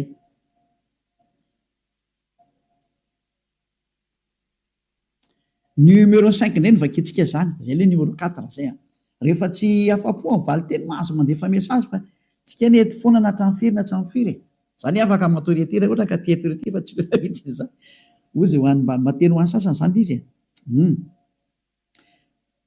ny anay dia izao ihany jaona 316 fa toy izao ny tiavan'Andriamanitra n'izao tontolo izao nomeny zanalonay tokony mba tsy hovezy rehetra mino azy fiainana mandrakizay ary tadidio fa tsy misy makany amin'Andriamanitra ray raha tsy amin'ny alalan'i Jesosy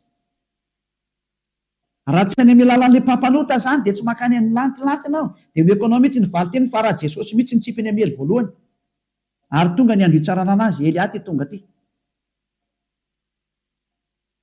efa fitsarana azy sady izy zao mandeha zao fantany anie izy hoe fantatra Jesosy anie zao zatra mandeha izy hoe efa fantany fa efa mandeha ny fandravana sy ny fanapitenany zareo mandeha fa tsy hoe ho avy efa mandeha matoa Elia tena mahitsitsy be am'izay miteny hoe mivoatao zay teo voavonjy tena miala teo fa miteny ihany izy eny hoe aza miala rehefa teo faity mipetraho ihany teny izy sady tena makasika an'Andriamanitra mihitsy izy zao zatra zao inareo moa zany makasika anazy fa mba miteny hoe tsy mety aneo fa mba mipetraha tsara ihany tadidio fa tsy misy makany amin'Andriamanitra rehetra tsy milalan'i Jesosy le olona mampanota zany no mitondra makany amin'Andriamanitra ray nefa hoe aoko tanteraka ianareo le Jesosy nefa tsy mahatanteraka olona mazava izy mihitsy tsy tanteraka ane dikan'izany ary ny mpanota ny avy any amin'ny devoly izy mampanota olona matoa izy mampanota olona izy mihitsy nge zany ny mpanota ny dikan'izany izy mihitsy ny tsy afaka ary avy any amin'ny devoly zay mpanota rehetra sy mampanota olona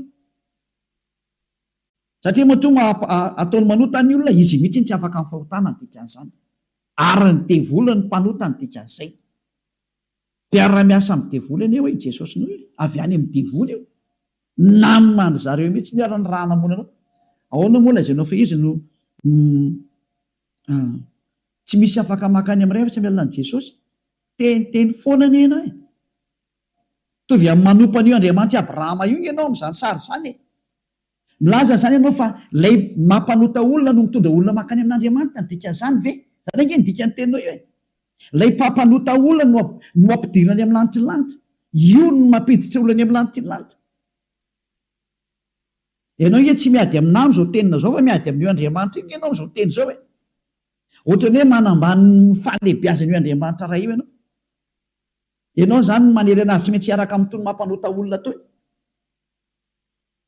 nefa izy milaza hoe za tsy mihaino ny mpanota ary ny mpanota dia sady tsy mahita anazy ny tsy mahalala anazy io Jesosy io sady tsy mahita an'Andriamanitra io ny tsy mahalala anazy sady tsy hitany sady tsy fantany ahoana moa izy nitondranao any amin'io Andriamanitra io dikan'izay io mio Andriamanitra ray Andriamanitra Abrahama io izy mihitsy ny mpanota sady lehibe ny mpanota ahoana ny afahany makany amin'Andriamanitra ray aminao ka izy no lasa mitondra olona makany amin'io Andriamanitra ray io ary nge tena teniteny foana taonao zany aza ny taonao zany tena fakasiahana zany avakeo le Jaona 5:48 teo aoko tanteraka ianareo tahaka ny fatanterahana ianareo zay any amin'ny lanitry ny lanitra ko Jesosy mihitsy tsy Jesosy ary ty ny mpampanota olona izy tsy tanteraka izy tsy mahatanteraka izy mpanota zay miaraka aminy mpanota ahoana izy lazainao fa izy no mitondra makany amin'ny ray zava-toa zany zany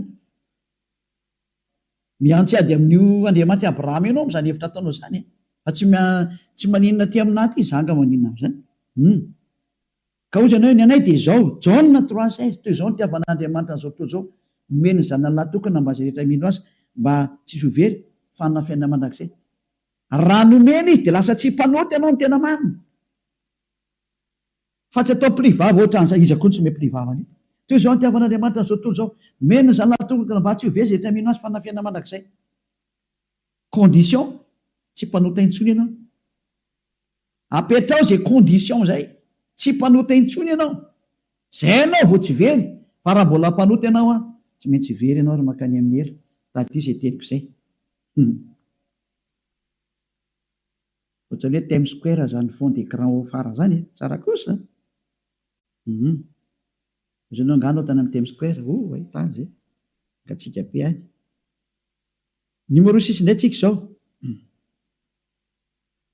miarahaba tompoko tena mahaliana le fampianaranao atao hoe mahery be le fitenao kanefa rehefa tena dinina sy arana dia marina le voalazanao ary tsara ny fahafahana amin'ny fahotana ary mba tena tiako siriko saingy ohatrany tsy mampino anahy dia hoe ahoana ny haposible hoe mbola olombelona eto an-tany kanefa dia avita tsy hanotana dia kely azy dia automatika ve le fahafahana amin'ny fahotana sa mbola izahana sotra toko sady automatika no misy fitiavana reo no miaraka ozy ianao hoe mahafinaritra be le teny fa sady oatra manirana ihany nefa ohatry mahery be ny teninao tsy izaho mihitsy ny manao teny mahery fa ny teny mihitsy ny efa mahery ka le teny mahery mihitsy ny lasa mampahery automatika ny ely amin'ny teny aminareo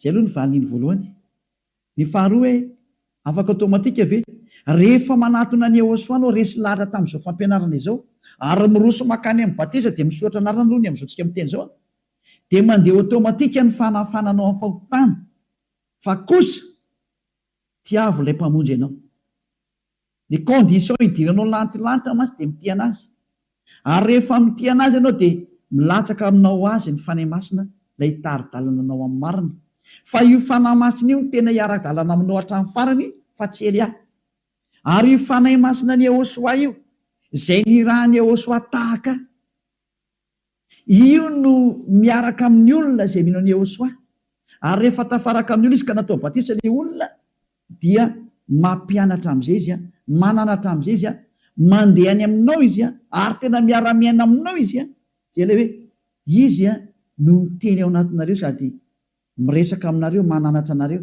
ary mitoetra ao anatinareo mihitsiny izy zay le fanahy masina iny le manara-dianareo dia io fanahy masina io noho ny amin'ny finonoany ehosoa amin'ny alan'izao fampianarana izao io fanahy masina io no mahatonga anao tsy manao teny intsony ary zany ny misy ato amin'ity fanjakana masina ity dosiny hoe mandeha automatika ve automatika ny fidiran'ny fanahy masina aminao zay tarika anao fa ianao amin'izay no safidy eo mety ho taritin'ny fanahy masina ianao dia tsy manao teny intsony ianao tsy mety ho taritin'ny fanahy masina ianao dia mivoaka ianao ary lasa mivadika an'ity ehosoa zay fotsiny valiny meko anao koa mahitsy be ny teny tsisy milona intsony zao a safidinao amin'izay io zany hotoizanao ny fiarahanao amin'ny ehosoa fa nafinaritra anao a tonga any amin'ny lantilanitra ianao lasa tsy manao teny intsony noho ny amin'ny adalanao sy ny tsy fantatry izay manjoanao any ialanao ehosoa ohatra ny fitiavana vola sy ny fitiavana vady ny fitiavana rena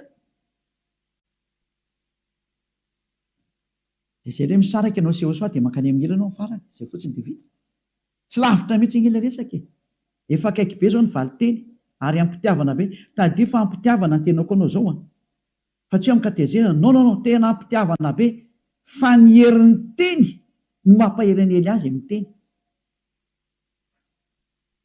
ty teny ity tsy azo sangina ty tsy azo anaovana hoe ao anao fanao tsika ohatran'ny mopery tsika na pastera tsisy an'izany tsy mety an'izany ty teny ity velona sy mahery ny tenin'Andriamanitra ka maranitra tahaka ny sabatra roa lely manindrona hatrany amin'ny fampisarana ny aina sy ny fanahy ary ny tonona sy ny tsoka tsy mety malemilemy io teny ehosoa io dia zay na tonga ny ehosoa amin'ny teny hoe teny malefaka sady tsara lahatra no amin'ny tanan'ny fony tsy arisaina le olona tsy arisaina ny mahazo an'ilay teny hoe aokitsiki vavaka riavana rehetra malala ao amin'ny tompo reny le hoe teny malefaka sady tsara lahatra ny amin'ny tanany reny zany avakeo ny romanina 16-18 ao amin'ny romanina 16-18 miteny an'izany ka tsy mideko ny hoe hitabataba aminao tsy izay izy a fa ny herin'ny teny no mandefa ny teny a ary tsy azo atao kilalao le teny zany zay zany mikasikany amin'iny ka afaka ianao rehefa miaraka amin'ny ehosoa ary rehefa tianao be ehosoa ary vonona be no iara-mandeha aminy a automatika ny fialana zany fantena fahafito salama tompoko azafady tompoko mba manontany fa tsy mahafantatra afaka manontany mihitsy nizanizaka tena lasa saina mihitsy mahainao an'izao lazainao izao ny nampianarina anay mantsy tompoko dia hoe efa nandatsaka ny rany ilay zanak'Andriamanitra dia voavonjy izao tontolo izao ary rehefa maty ony dia makany amin'ny afo fandiovana dia aveo makany an-danitra marina ve zany tompoko ary misy an'izany afo fandiovana zany ve sotra tompoko tandemeko anao nyvaliny zany retiretina dala daholo zany teny izy olona dala mihitsy no miteny an'izany mety ampiasaina devoly famitana fitaka daholo zany tsy miexiste ao anatin'ny soratra masina nambarany Ehosoa zany resaka zany ny nambarany Ehosoa dia zao aza manota intsony midika zany fa hoe tsisy miteny mandalova ary amin'ny afo fandiovana tsisy an'izany ary ny tenin'ny eninareo teo dia hoe aza manota intsony fa andrao anjoanao ny ratsy nono teo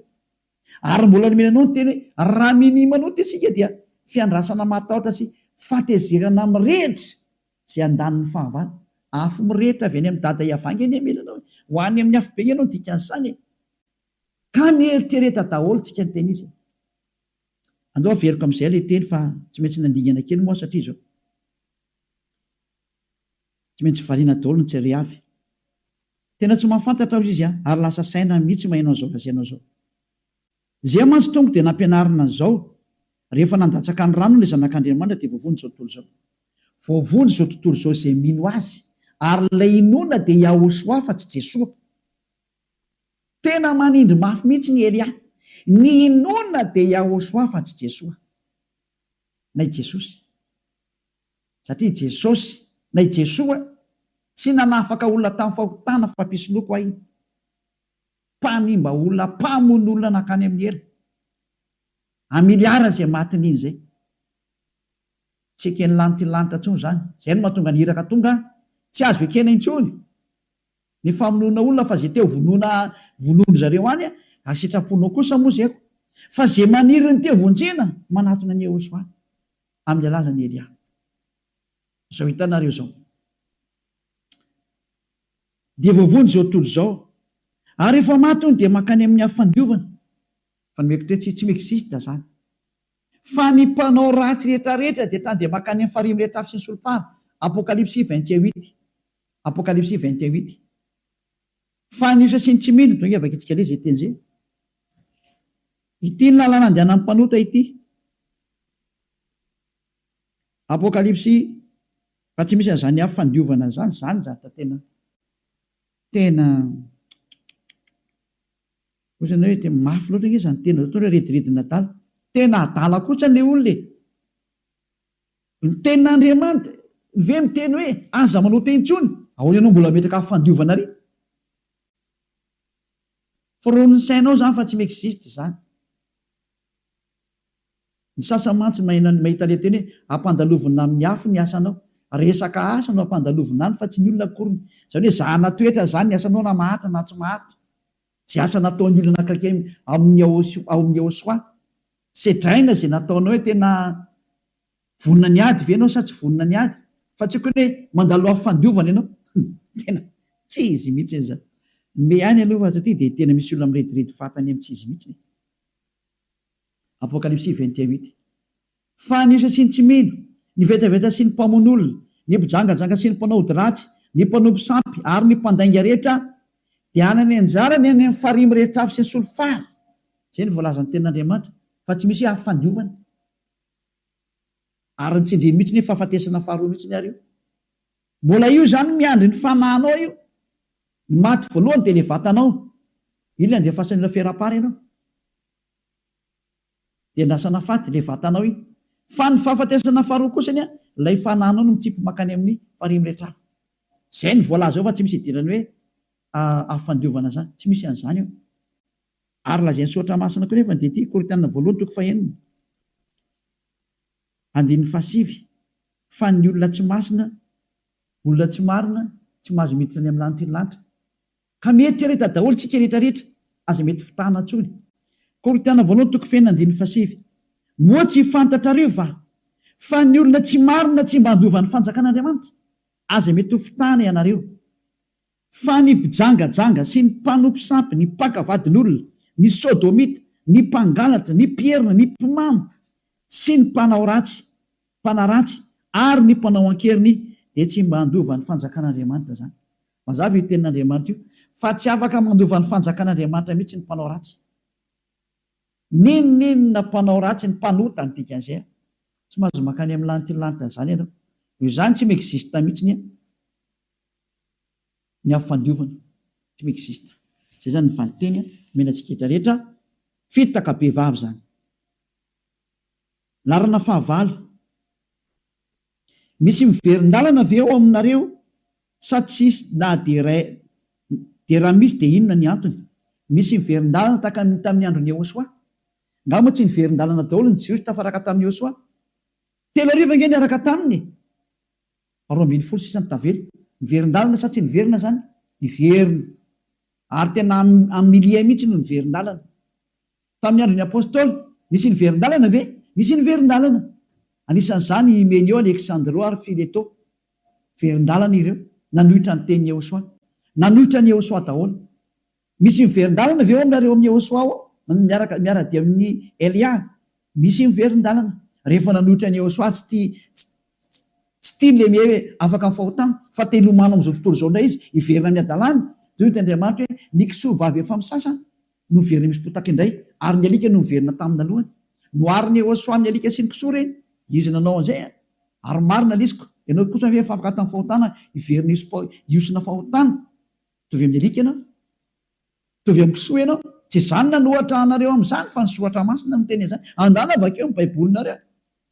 Ahoana izany? Satria zatra efa nalohanao kosa ve mbola hohaninao?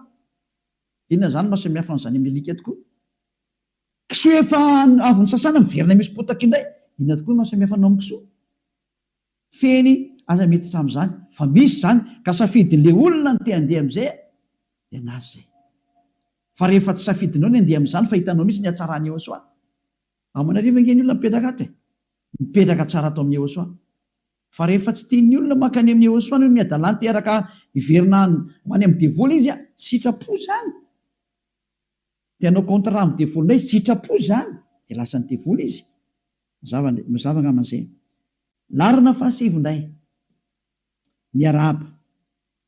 Na diso na marina le anarana dia tsy misy olombelona afaka hiteny hoe izao ny izy, fa aleo hiandry ny fiverenany. Fa maso rehetra ahita azy dia rehefa miseho izy dia milaza ny anarany. Tany dia mebe mihitsy ny amahenao izany resaka izany. Izy milaza aminao fa rehefa tonga izy amin'izany fotoana izany dia isy fotoana hibebahanao. Misy fitenenana angaha rehefa ho tonga izy ka hiverina dia afaka mibebaka intsony ianao.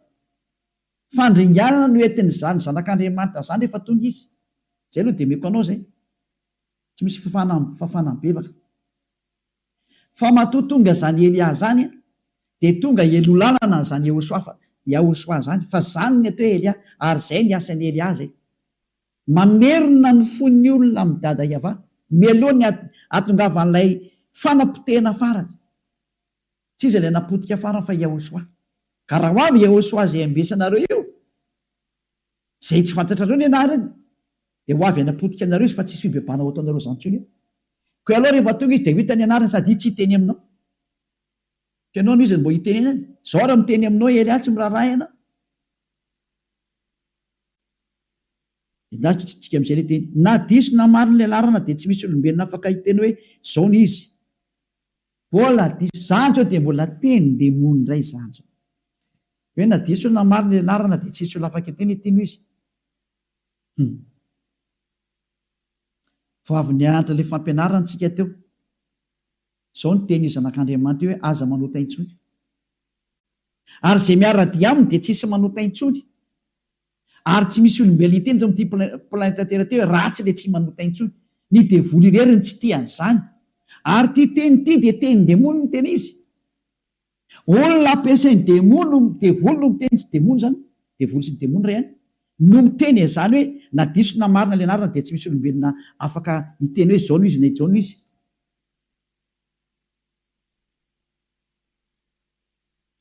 Tsy efa niteny ve Yehosoa hoe izao ny ahafantaranareo ny voa. Ny azo tsara dia mamovo tsara, ary ny azo ratsy mamovo ratsy. Fa tsy niteny izany anga Yehosoa aminareo, ilay zanak'Andriamanitra tena marina.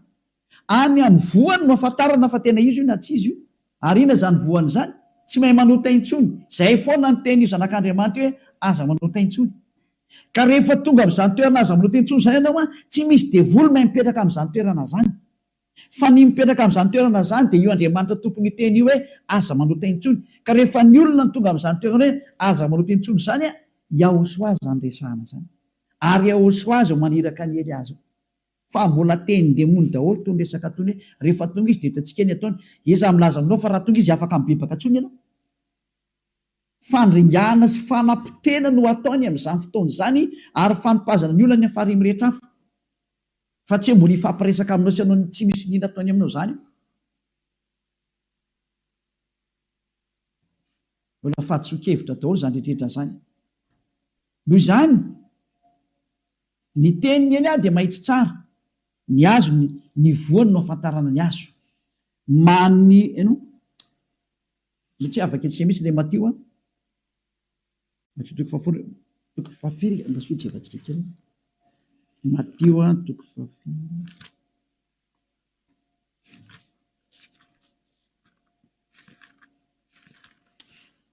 Matio, ao amin'ny boky Matio no jevatsika aloha mikasika any amin'izay a. Matio toko fahafito a manoko amin'ny andininy dimy ambin'ny folo a ka hatrany amin'ny andininy valo ambin'ny folo. Matio 5 7, Matio 7 15 dia ny toko 15 ka hatramin'ny 18. Matio 7 15 ka hatramin'ny 18. Mitandrema ianareo fandreo vao fitaky ny mpamina ny sandoka, izay mankao aminareo amin'ny fitafian'ondry, fa ao anatiny dia ambodia mitoa izy. Ny voany no afantaranareo azy, eo amin'ny voany. Ny ato amin'ny fiarahana amin'ilay zanak'Andriamanitra marina zao dia ny voany hoe tsy mahay manota intsony, noho ny amin'ilay teny hoe aza manota intsony, ary io fahotana io no mampisaraka ny olona tamin'io Andriamanitra Abrahama io. Raha hiaraka amin'ny Andriamanitra Abrahama ianao zany dia izao ny teny hoe aza manota intsony, satria Andriamanitra tsy mihaino mampanota. Isaia toko 5:20, Isaia 59:2. Indro ny tanany avatsy fifa mahavonjy, ary ny sofiny tsy ladalovana fa mari, fa ny helokareo ny hevitra mampisaraka anareo n'Andriamanitra nareo, ary ny fahotanareo no mampiafina ny tavany aminareo, ka dia tsy mihaino izy. Io Andriamanitra Abrahama io tsy mihaino mpanotanao vinonao. Zay zany ny valin'izay, ka ny afantarana zany fa tena io Andriamanitra maro io tafaraka aminao, ny voany izy ny jirevo. Ny voany no afantaranareo anazy, ka ina le voany? Aza manota intsony. Ary ina ny asan'ilay fanahy masina? Tsy mampanota olona intsony. Ary zay ny fahamarinana zay, ary tsy misy ankoatran'izay. Manoto voaloboka mitsilo va ny olona na aviavy amin'ny songisongo, dia toy izany ny azo tsara rehetra dia mamovo tsara, fa ny azo ratsy rehetra dia mamovo ratsy. Ny azo tsara tsy mety mamovo ratsy, ary ny azo ratsy tsy mety mamovo tsara. Zay ny voalazan'ny ten'Andriamanitra, tsy mety hifangaro io azo. Ka rehefa ny rezultat hitanao tsy manota intsony, zay le tenin'ilay Andriamanitra avo indrindra zay, ilay zanany tsy iza fa Yahosoa. Zay le fahamarinana. Hitanao izy zao, ny azo nafantaranao ny voany. Ka ianao mbola hiandry an'izany hoe aleo rehefa tonga izy hitantsika dia voly no miteny an'izay.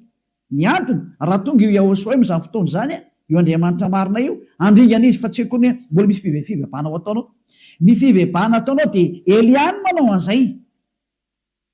Mamerina ny fony ray amin'ny zanany, ary ny fony zanany amin'ny ray, zao ataon'ny Eliazy zao ngely izy. So za miantsoantso anareo zao. Fa rehefa tonga zany Yahosoa zany, ndana vakeo tsara ny teny, fa fandringanana no ataony. Fanampitena ary tsisy resaka tsony, fanavana ny ratsy sy ny tsara no ataony amin'izany fotoana izany.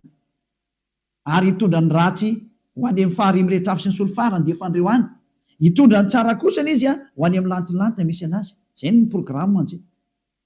Fa ianao sy ny tranao raha mbola miandry an'izany resaka izany hoe rehefa tonga izy vao mahita an'izany, mbola fahatsoany ihany, ary avinavina ny tsy fitiavanareo marina mahatonga anareo manao an'izany. Izao indray tsika toy ny manaraka numéro 9 le teo a. Rehefa tonga izy milaza ny anarany, izy ary tsy resaka aminao fa izy ary ho atsipiny any amin'ny elo ary ianao sy any amin'ny farimy rehetra hafa. Resaka aminao amin'ny ahoana? Zao amin'izao fotoana izao ny fibebahana. Fa tsy rehefa tonga izy vehetrehitra ny bebaka anao zany nge ka tsy misy tsony. Numéro 10 manaja anao. 12 taona no nampoko an'i Jesosy. miaiky za fa manota ary manota za mandrak'izao ary maniry no afaka amin'ny fahotana mba hilamina ny fanahy rehefa any akoatra ka ny tiako fantatra dia vao tonga ao am-piangonanareo ve zany aho dia afaka amin'ny fahotana ka rehefa mody any an-trano dia tsy manota intsony efa nyteneniko aminao fa miankina amin'ny fitiavanao sy ny fanekenao izao teny marina izao fitiavana anao nge izao teny izao rehefa raisinao fitiavanao dia tena afaka mihitsy ianao eo ny eo na dia mbola ny an-tranonao azy ianao dia efa manafaka eo soa rehefa mifonao ny fitiavana ny hoe teo afaka za ny fonao amity ny fonao manakeny eo soa za teo afaka eo soa zay ihany ny andrasany dia tonga aminao ny famonjena tahaka nanaovany any Zakaiosy maniry ny famonjena niakatra eny ambony azo izy mba hitany eo soa dia ozy eo soa mantsy azy hoe anio ny tonga aminao ny famonjena Zakaiosy ohatr'izany koa ny ianao maniry koa anao niaraka amin'ny eo soa teo afaka ny fahotana ianao anio dia anio ihany dia misy aminao ny voninany na dia ny an-tranonao azy ianao fa rehefa ianao kosa moa zany ho an'izay manao toetra hafahafa hoe mitsapatsapa fa tsy tena mahafantatra ny hatsarany zany Andriamanitra manala ny fahotana zany fa mitsapatsapa dia tsisy nina ho hitanao eny andrara ty zahatra efa ianao zavatra hafa ny tenao tongavana tsy mba le fitiavana nomeny ianao no mba eritretinao hoe tena mba tinga izy matoa nidina kety hamonjy anao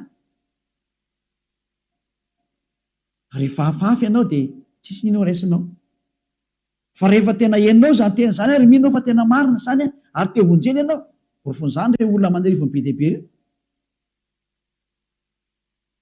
dia lazako aminao fa tena fanafahana miaraka amin'ny Ehosoa anio raha mihinanao dia miseho ny voninatr'Andriamanitra zany foana ny teny Ehosoa zany ka rehefa mihinanao fa tena mpamonjy Ehosoa anio dia anio ihany dia afaka ianao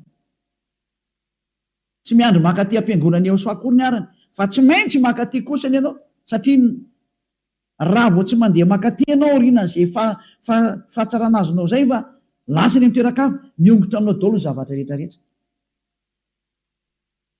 atsisy nina raisinao tsony fa ny dikan'iny dia manatona aty amin'izay ianao satria mitaky batisa amin'izay orianan'izany fanekenao ny famarinana zany tsy maintsy atao batisa amin'izay ianao mba handraisanao le fanahy masina hiaranao amin'ny lalakalehanao zay zany ny valiteny ho an'ilay teo zany larana fa 1:10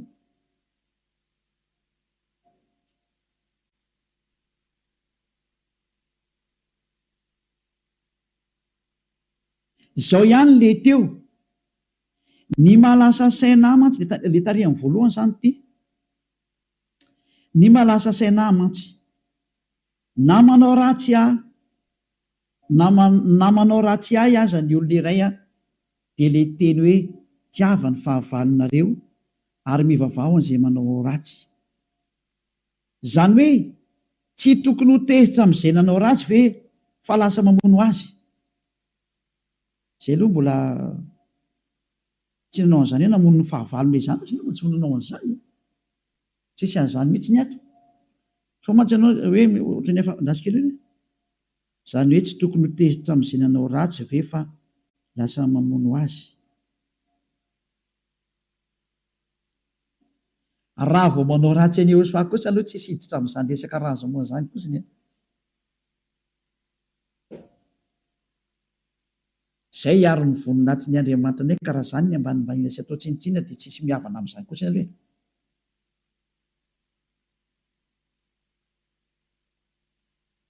satria izany mihitsy ny hoe fanoherana ny Ehosoa zany fa raha zavatra hafa kosany tsisy olana mihitsy fa raha vao zany Andriamanitra lehibe sy le goavana zany tokony miamboninahitra zany kosa ny misy mikitikitika ary zavatra hafa ny atao amin'izany zany le aloha tsisy mandevitra amin'izany Eliasy tsy mandevitra amin'izany zany mihitsy ny azako andravana izay manao an'izany zay le hoe zay manome voninahitra dia meko voninahitra fa zay manala baraka ana kosa ataoko afa-baraka ka raha ianao zany tena hiaraka amin'ny Andriamanitra marina io dia tena mila sary-piaro aminazy ianao zay ka raha zay ihany ny azo otrake hoe tsy fanarana manohitra ny Ehosoa ino tsy mifanaraka mihitsy hatramin'ny farany zay le hoe tsy azo atao mantsy mandika ny olana ny Ehosoa io fa raha ny ankoatran'izay hoe tsisy olana mihitsy fa raha vao hoe zavatra hafany zahatra azo le ferina daholo nge zany azo atao nge mananatra tsara ny rahalahinao na ny anabavinao ny anadanao anaro izy raha manao tsy mety izy fa tsy mila mitezitra anazy fa raha ohatrany koa tsy efa manao zatra mihoatra mety am'izay ka lasa makany amin'ny fanoirana ny Jehosoa zavatra hafa am'izay zay am'izay kosa dia mahazo tezitra ianao satria efa manohitra ny tenin'ny Jehosoa izy ny dikan'izany zay hafa indray zay zany ny valy teny menanao hoe raha atao amin'ny Jehosoa tsy misy olona tezitezitra am'izay manday an'izany mety matezitra anao izy fa tsy miala anao zay fotsiny dia vita satria ny tenin'Andriamanitra amin'ny teny hoe tezera fa aza manota zay ny fampianarana nazavaina am'izay rehefa nandeha nampianatra ny apôstôly satria Jehosoa tezitra araka ny teniko be dia be ny fotoana nampatezitra ny Jehosoako ny aviavy ary ho aty aviavy tsy manintsy minitra dia nozonony fotsiny zao tezitrako tsy namokatra teo anatreny dia alany zany dia zay na tonga ny hoe ny fatezerana tsy tokony misy eo amin'ny olona fa raha tezitra ianao aza manota ohatra bedetso le manao ny tsy mety zany azo atao tsara mihitsy zany fa tsy manota ianao raha manao an'izany raha mananatra olona ianao tsy manota ianao tsisy fahotana mihitsy zany fa ny tsy mety zany tena marina koa mantsy le olona resahany Jehosoa tamin'ireny fotoana ireny mbola tsisy olona tafaraka aminazy akoniny fa samy olona mpanao ratsy mbola vao manomboka mitory teny Jehosoa ianao mitezitezitra ny rahalahy hoe fianao koa raha mba manao ratsy taka anazy zay ny teny tiany Jehosoa tenenina nge aza mitsara ny rahalahinao no aza miteny rahalahinao ianao aza mitezitra amin'ny rahalahinao fa tsy mety nge zany satria fianao koa raha mba manao tsy mety taka anazy fa rehefa tonga aty amin'ny Jehosoa am'izay anao olona tsy manao ratsy intsony nge ianao ety ina moa tokony hampatezitra anao fa raha tezitra anao noho ny amin'ilay tsy mety nataon'ny olona mahatonga anao tezitra noho ny amin'ny fanaovan-tsinitsiny Andriamanitra anao ka raha vao zay indray dia tsy mety tsy azo atao mihitsy izay toka fa azonao amin'izay nga man'ilay tiako tenenina teo ngamany fa raha somary ny bana kely lavalava antsika teo tsy andiny fa larana faharoa ambin'ny folo mpiarabanao ianao milaza misy mpangalatahaka ny anaran'i Jehosoa fa ny ahafantarana azy dia le tena Jehosoa tsy manota ary mampanota nykoty fa ny ahafantarana azy dia le tena Jehosoa tsy manota ary mampanota fa an'ilay mpangalatra Jehosoa kosa dia manota ka misy fahatsoana kely nga amin'ilay soratra eo ka ahoana koa zany raha mba ohatr' izany fa le miaraka amin'i Jesosy sandoka no mpanota fa miaraka amin'ilay tena Jesosy no tsy manota zany dia mia tena mampime kosa ilay izy ohatra amin'ity ampitana re hoe misy mangalatahaka anaran'i Jehosoa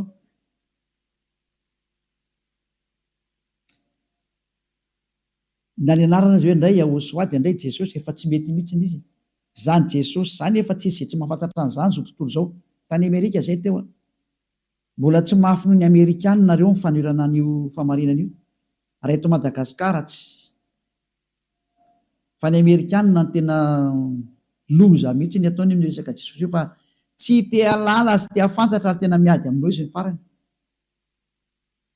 ento anany teny hoe zay ara moa nandeha fasansary basy mihitsy nampatahoriny amin'izay hoe tezitra be izy tao anatin'le izy dia zany ny ataony zareo zany fa tsy maintsy toriana tsy maintsy ampianarana anazy ny teny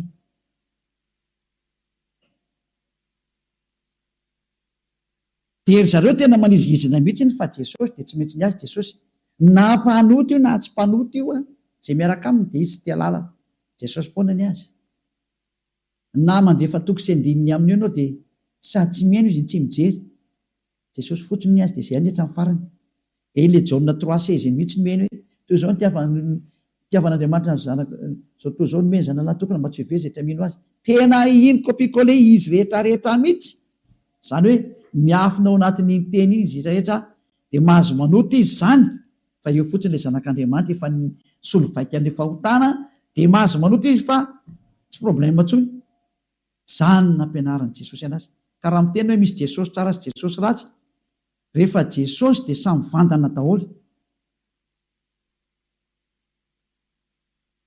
zay le izy zay tiako tenenina mpanota daholo rehefa miaraka amin'ny Jesosy fa tsy misy hoe ty misy Jesosy tsara ty misy Jesosy ratsy Jesosy anankiray Jesosy teto amin'ity planeta tera ty nitovizanareo menakavy ary ny fampianarana tokana ny menanareo dia Jaona 3:16 mihitsy plus ny Jaona 1:8 nafangaronareo amin'izay reo dia io nareo fananota zay ny fampianaran'ny Jesosy ka tsy misy hoe aty amin'ny anay kosa nge Jesosy tsara aza miteniteny foana tsy izy Jesosy tsara zany samy ratsy daholo reo samy nampanotanareo. Fanontaniana numéro 13 indray ka ianao koa ane manota raha manambady tena tsy manota mihitsy raha manambady satria lalàna efa nomeny dada Iavata arikatra amin'ny famoronanareo olombelona zany rehefa niforoninareo dia dada Iava hoe lasy vavy namorona anazy ary avy eo dia nalaina avy eo amin'ny Adama zany ny torateza niaraka ny voalazan'ny soratra masina tany aminareo dia hoe nasiana nofo iny ary nanamboarana vehivavy an'ny Adama dia lasa hoe Aiva ny anarany dia nataon'ireo olombelona miteny hoe Adama sy Eva ny anarany Adama Aiva zay reo olombelona reo dia nataon'Andriamanitra hoe ary noho izany dia andaony rainy sy ny reny izy ka hiambana amin'ny vadiny ary nofo ray ihany izy roa tsodrano be zany hikambana amin'ny vadiny izy zany hoe hivady amin'ny vadiny izy ary lasa nofo ray izy roa noho ny hoe misy hivady dia lafa nofo ray izy roa autorisation céleste izany zany hoe autorisation avy any amin'ny lanitra ny lanitra ka tsy manota mihitsy ianao na manao an'izany aza fa fahatsoana be vava zany fisainanao zany ny dikan'ilay ten'Andriamanitra arikatra amin'ilay hoe rehefa mitokany hivavaka nareo roa dia aza mitambatra fandrina fa aleo misaraka mba tsy ho azo ny fakapananareo. Ina ny antony? Lasa hivady eo nareo dia ho adinonareo mihitsy ny fe olona mitokantena ao amin'Andriamanitra ny nareo ka ndika mitokantena dia hoe aza ilengelenina zavatra hafa intsony nareo fa ianao sy ahosoarery hatramin'ny farany kisakany ny vadinao fa tsy fahotana velively akory ny manambady autorisation avy any amin'ny dada Iava mihitsy zany ary zay mitsipaka amin'izany indray raha lasa olona tsy izy voarara ny soatra masina ny mandrara olona tsy hanambady ianao tsy mahazo mivady amin'io tsy azo atao zany fa rehefa vadiny io dia azony atao tsara mivady amin'io satria lalàna ny menana azy zany ka raha manambady Elia dia tsy fahotana ny Elia mihitsy zany fa autorisation ary zay olona mandrara n'izany indray raha lasa mpanota ny dikan'izay satria mena autorisation zany fanambadiana zany zay zany hoe evakeo soatra masinareo fa zay ny hoe ary noho izany ny lahy dia andaony rainy sy ny reniny ka hiaraka amin'ny vadiny izy dia lasa hikambana amin'ny vadiny izy dia lasa nofo ray izy roa satria ny vady izy roa lasa nofo ray izy dada Iava mihitsy na nomena zany baiko zany holavinao ara ve zany ny izy zay ny vali teny io zany tsy izy fahotana mihitsy ny amin'izany hevitra zany na ny ray numéro 14 miarahaba ny tompoko tena faly be za maheno ny fampianaranao tena resy lahatra mihoatra ny 100 isan-jato na dia mbola tsy hainako aza ilay tsy mpanota satria mbola tsy tonga any aminareo za fa voamaly no naheno sy nahita kanefa tena mahatsiaro sambatra be za ary ho avy fa ny saiko anontaniako dia mba manao ahoana ny mikasika reny maty reny satria tena mba olona nitady an'Andriamanitra ny reniko talohan'ny nafatesany kanefa tsy nahita izy satria izao vao hitako hoe ity torinao ty no marina kanefa izy tsy mba naheno an'izao dia tsy hita tokoa moa zay atao fa saorany Yehosoa ianao no nahita fa aza eritreretina n'izay efa lasa anazy ny azy tsy hitanao zay omena tsiny amin'izany sady tsy hitanao zay hoe iza no diso amin'izany tsy hita zay naovana azy fa ianao no misaorany Yehosoa tamin'izao fotoana izao no nandrenesanao ny Yehosoa vonjeo ny fanahinao satria ny fanahy tsy misy ray sy reny ny vatananao no misy ray sy reny fa ny fanahinao tsy misy ray sy reny zany navonjeo ny fanahinao. Elia tsy tonga hamonjy olona nofo fa tonga hamonjy an'ilay fanahiny fanahy zao ahatongavanay zao ndao hamonjy ny fanahy ndao hiaraka amin'ny Yehosoa amin'izay dia mirary soanao tonga soa Elia ho tonga soa aty amin'ny fanjakana masina taheno soa atao lengetsiketry rehetra zany. Numéro 15 miarahaba tsy mihina kisoa zany ny finoanareo ny nonay dia Yehosoa ary Yehosoa zany nanamboatra ny zavatra rehetra rehetra na kisoa na inona na inona hoanny atao amin'ny ehosoany zavatra rehetrarehetra afa-tsy ny zavatra tsy tiany ihany, ny zavatra tsy hoaninay ato dia ny bibilava ary devoly reny ny sahona satria devoly reny ny zavatra mifandray amin'ny devoly tsisy hoaninay fa rehefa tsy mifandray amin'ny devoly ny endrikany dia hoaninay dia rehefa tianay koa afaka hoaninay dolodolo ny zavatra rehetrarehetra fa zay tianay ihany. Rehefa tianao dia hoaninao, rehefa tsy tianao dia azo hoanina. Ny tsy azo hoanina ato dia ny zavatra nikoendaina dia ny raha ary ny zavatra naterina any amin'ny sampy izany ihany tsy azonay hoanina fa ny ankoatran'izay hoaninay daholo rehefa tianay ka amidy eny an-tsena mazava angamin'izay izany hoe azo atao tsara mihinana kisoa no lasan'ny soratany ato kisoa nga mantinitenenina. Numéro 16 salama tompoko io Andriamanitra io dia be fitiavana sy mpamindra fo ka amin'ny andro farany izay rehetra manatona azy dia ho raisiny daholo fa tsy mampijalona mandringana izany izy. Mbola hevitra avy any amin'ny devoly satana ihany izany alefanao izany. Izy nampianatra anao an'izany fa tsy io Andriamanitra Abrahama io izany. Ny Andriamanitra Abrahama dia izao mihitsy ny teneniny, tsy manaiky ny fanoherana ny teniny izany izy. Ko maninona moa naringany ny Israelianina rehefa nandika ny teniny aminao? Mpamindra fo izy nga zany aminao amin'izany hevitra izany. Izy zany nandefa ny zanak'Israely lasan-devo raha tsy izy ihany mpamindra fo izy zany aminao amin'izany. Zay ohatsy ny valiny. Izy nandefa ny safodrano tamin'ity tany ity raha tsy io Andriamanitra Abrahama io mpamindra fo zany izy aminao amin'izany. Teny demony zany hoe Andriamanitra mamindra fo zany. Mamindra fo amin'izay tiany amindrana fo izy condition ka tiana azy io olona io. Ary rehefa tiana azy dia manina moa manaja azy tsy mankatoy ny teniny fa tsy ianao izay sady tsy manaja anazy no tsy mankatoy ny teniny mbola mampirafy anazy amin'ny Andriamanitra hafa. Ahoana moa izy namindra fo aminao ko raha tsy terenao amin'izany kosany izy. Zay nga mivaly teny amin'ilay olona hoe mamindra fo izy fa amin'ny olona izay tia azy. Dia ilay hoe za mindra fo amin'izay tiako amindrana fo, tiana azy ny olona iny matoa amindrana fo. Rehefa tsy tiana azy ianao izy tsy hamindra fo aminao zany. Ianao zay hoe fahavalony ahoana moa izy namindra fo aminao. Zay zany ny teny nomeny antsika aloha fa ohatrany hatreo angamba ilay fanontaniana dia tsy misy tsony hoe lasa tsy havetivetika raha mbola misy efa miraika ambin'ny folo latsaka fahatelony izao dia miantsika raha mbola misy kely faraparany angaminy fa rehefa tsy misy tsony dia zay zany fa dia tapitra zany ozy ny mpandefa mesazy rehetrarehetra ty hoe tsisy tsony ny mesazy fa ny farana hatreo zany ny mesazy mirary soantsika rehetra ho faly nandrea izany teny izany. Miala amin'ny Jesosy sy Jesoa, miala amin'ny Jésus Jesus, mahitsy be ny teniny ely ahy. Rehefa te ho ripaka nareo dia mipetra ao. Safidy io sisa. Ary rehefa te hitsipy any amin'ny ely nareo dia mipetra ao. Rehefa niteny taminareo ampiaradia amin'ny devoly io. Iraky Satana io hanipy olona any amin'ny elo. Azay ny mission io. Tsy niantona teo amin'ny fijaliana zany fa laingy zany. Tsy nandatsaka ny rano zany iny, laingy zany, tsisy nataony iny zany teo. Fa mpamono iny ary tena pisoloky direct fotsiny izao izy. Ny rahan'ny Satana izy amitaka anao mba ino zavatra tsy izy ary anamboatraboatra lalana hoe Andriamanitra mpamindra fo ka mazo manao ny adalanao ianao fa mpamindra fonga io. Nefa hitanao tsara ny teny teo fa tsy mahazo miditra ny amin'ny lanity lanita zany mpanota zany. Fa vitan'i Jesosy, Jesosy ny teny taminao hoe izy mamindra fo fa Andriamanitra fitiavany hoe be famindram-ponga io ary raha ny teny dada Eva za mamindra fo amin'izay tiako amindrana fo ho an'izay tia azy zany. Fa ny exploité ny devoly zay teny zay hoe izy no mamindra fo ka ataovy ny adalana. Jereo amin'izany ny fanaovana famotany olombelona, izy no mpamindra fo fa manaova adalana ianao. Dia mitsipaka ny teny dada Eva hatramin'ny farany mihitsy nge. Ka niendra mahita loza ka miheny hitanao zao ny loza ny teneniko anao, miala amin'ny Jesosy, miala amin'ny Jesoa.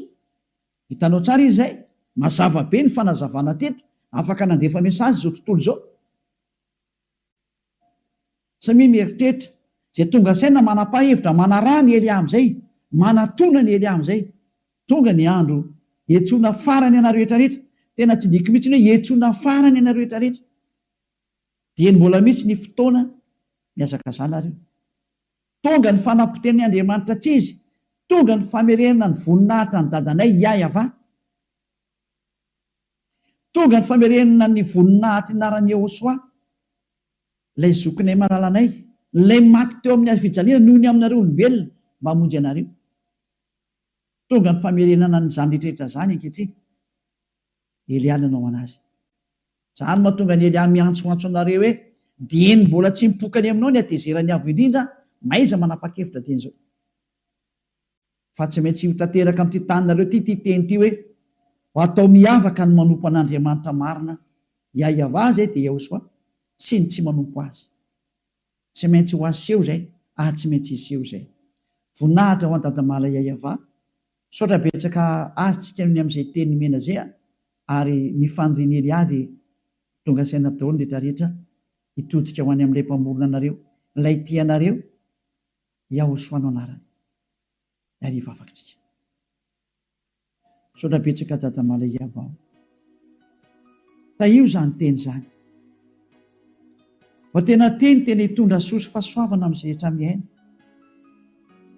Ary fahatsarana ho an'izay rehetra mandry.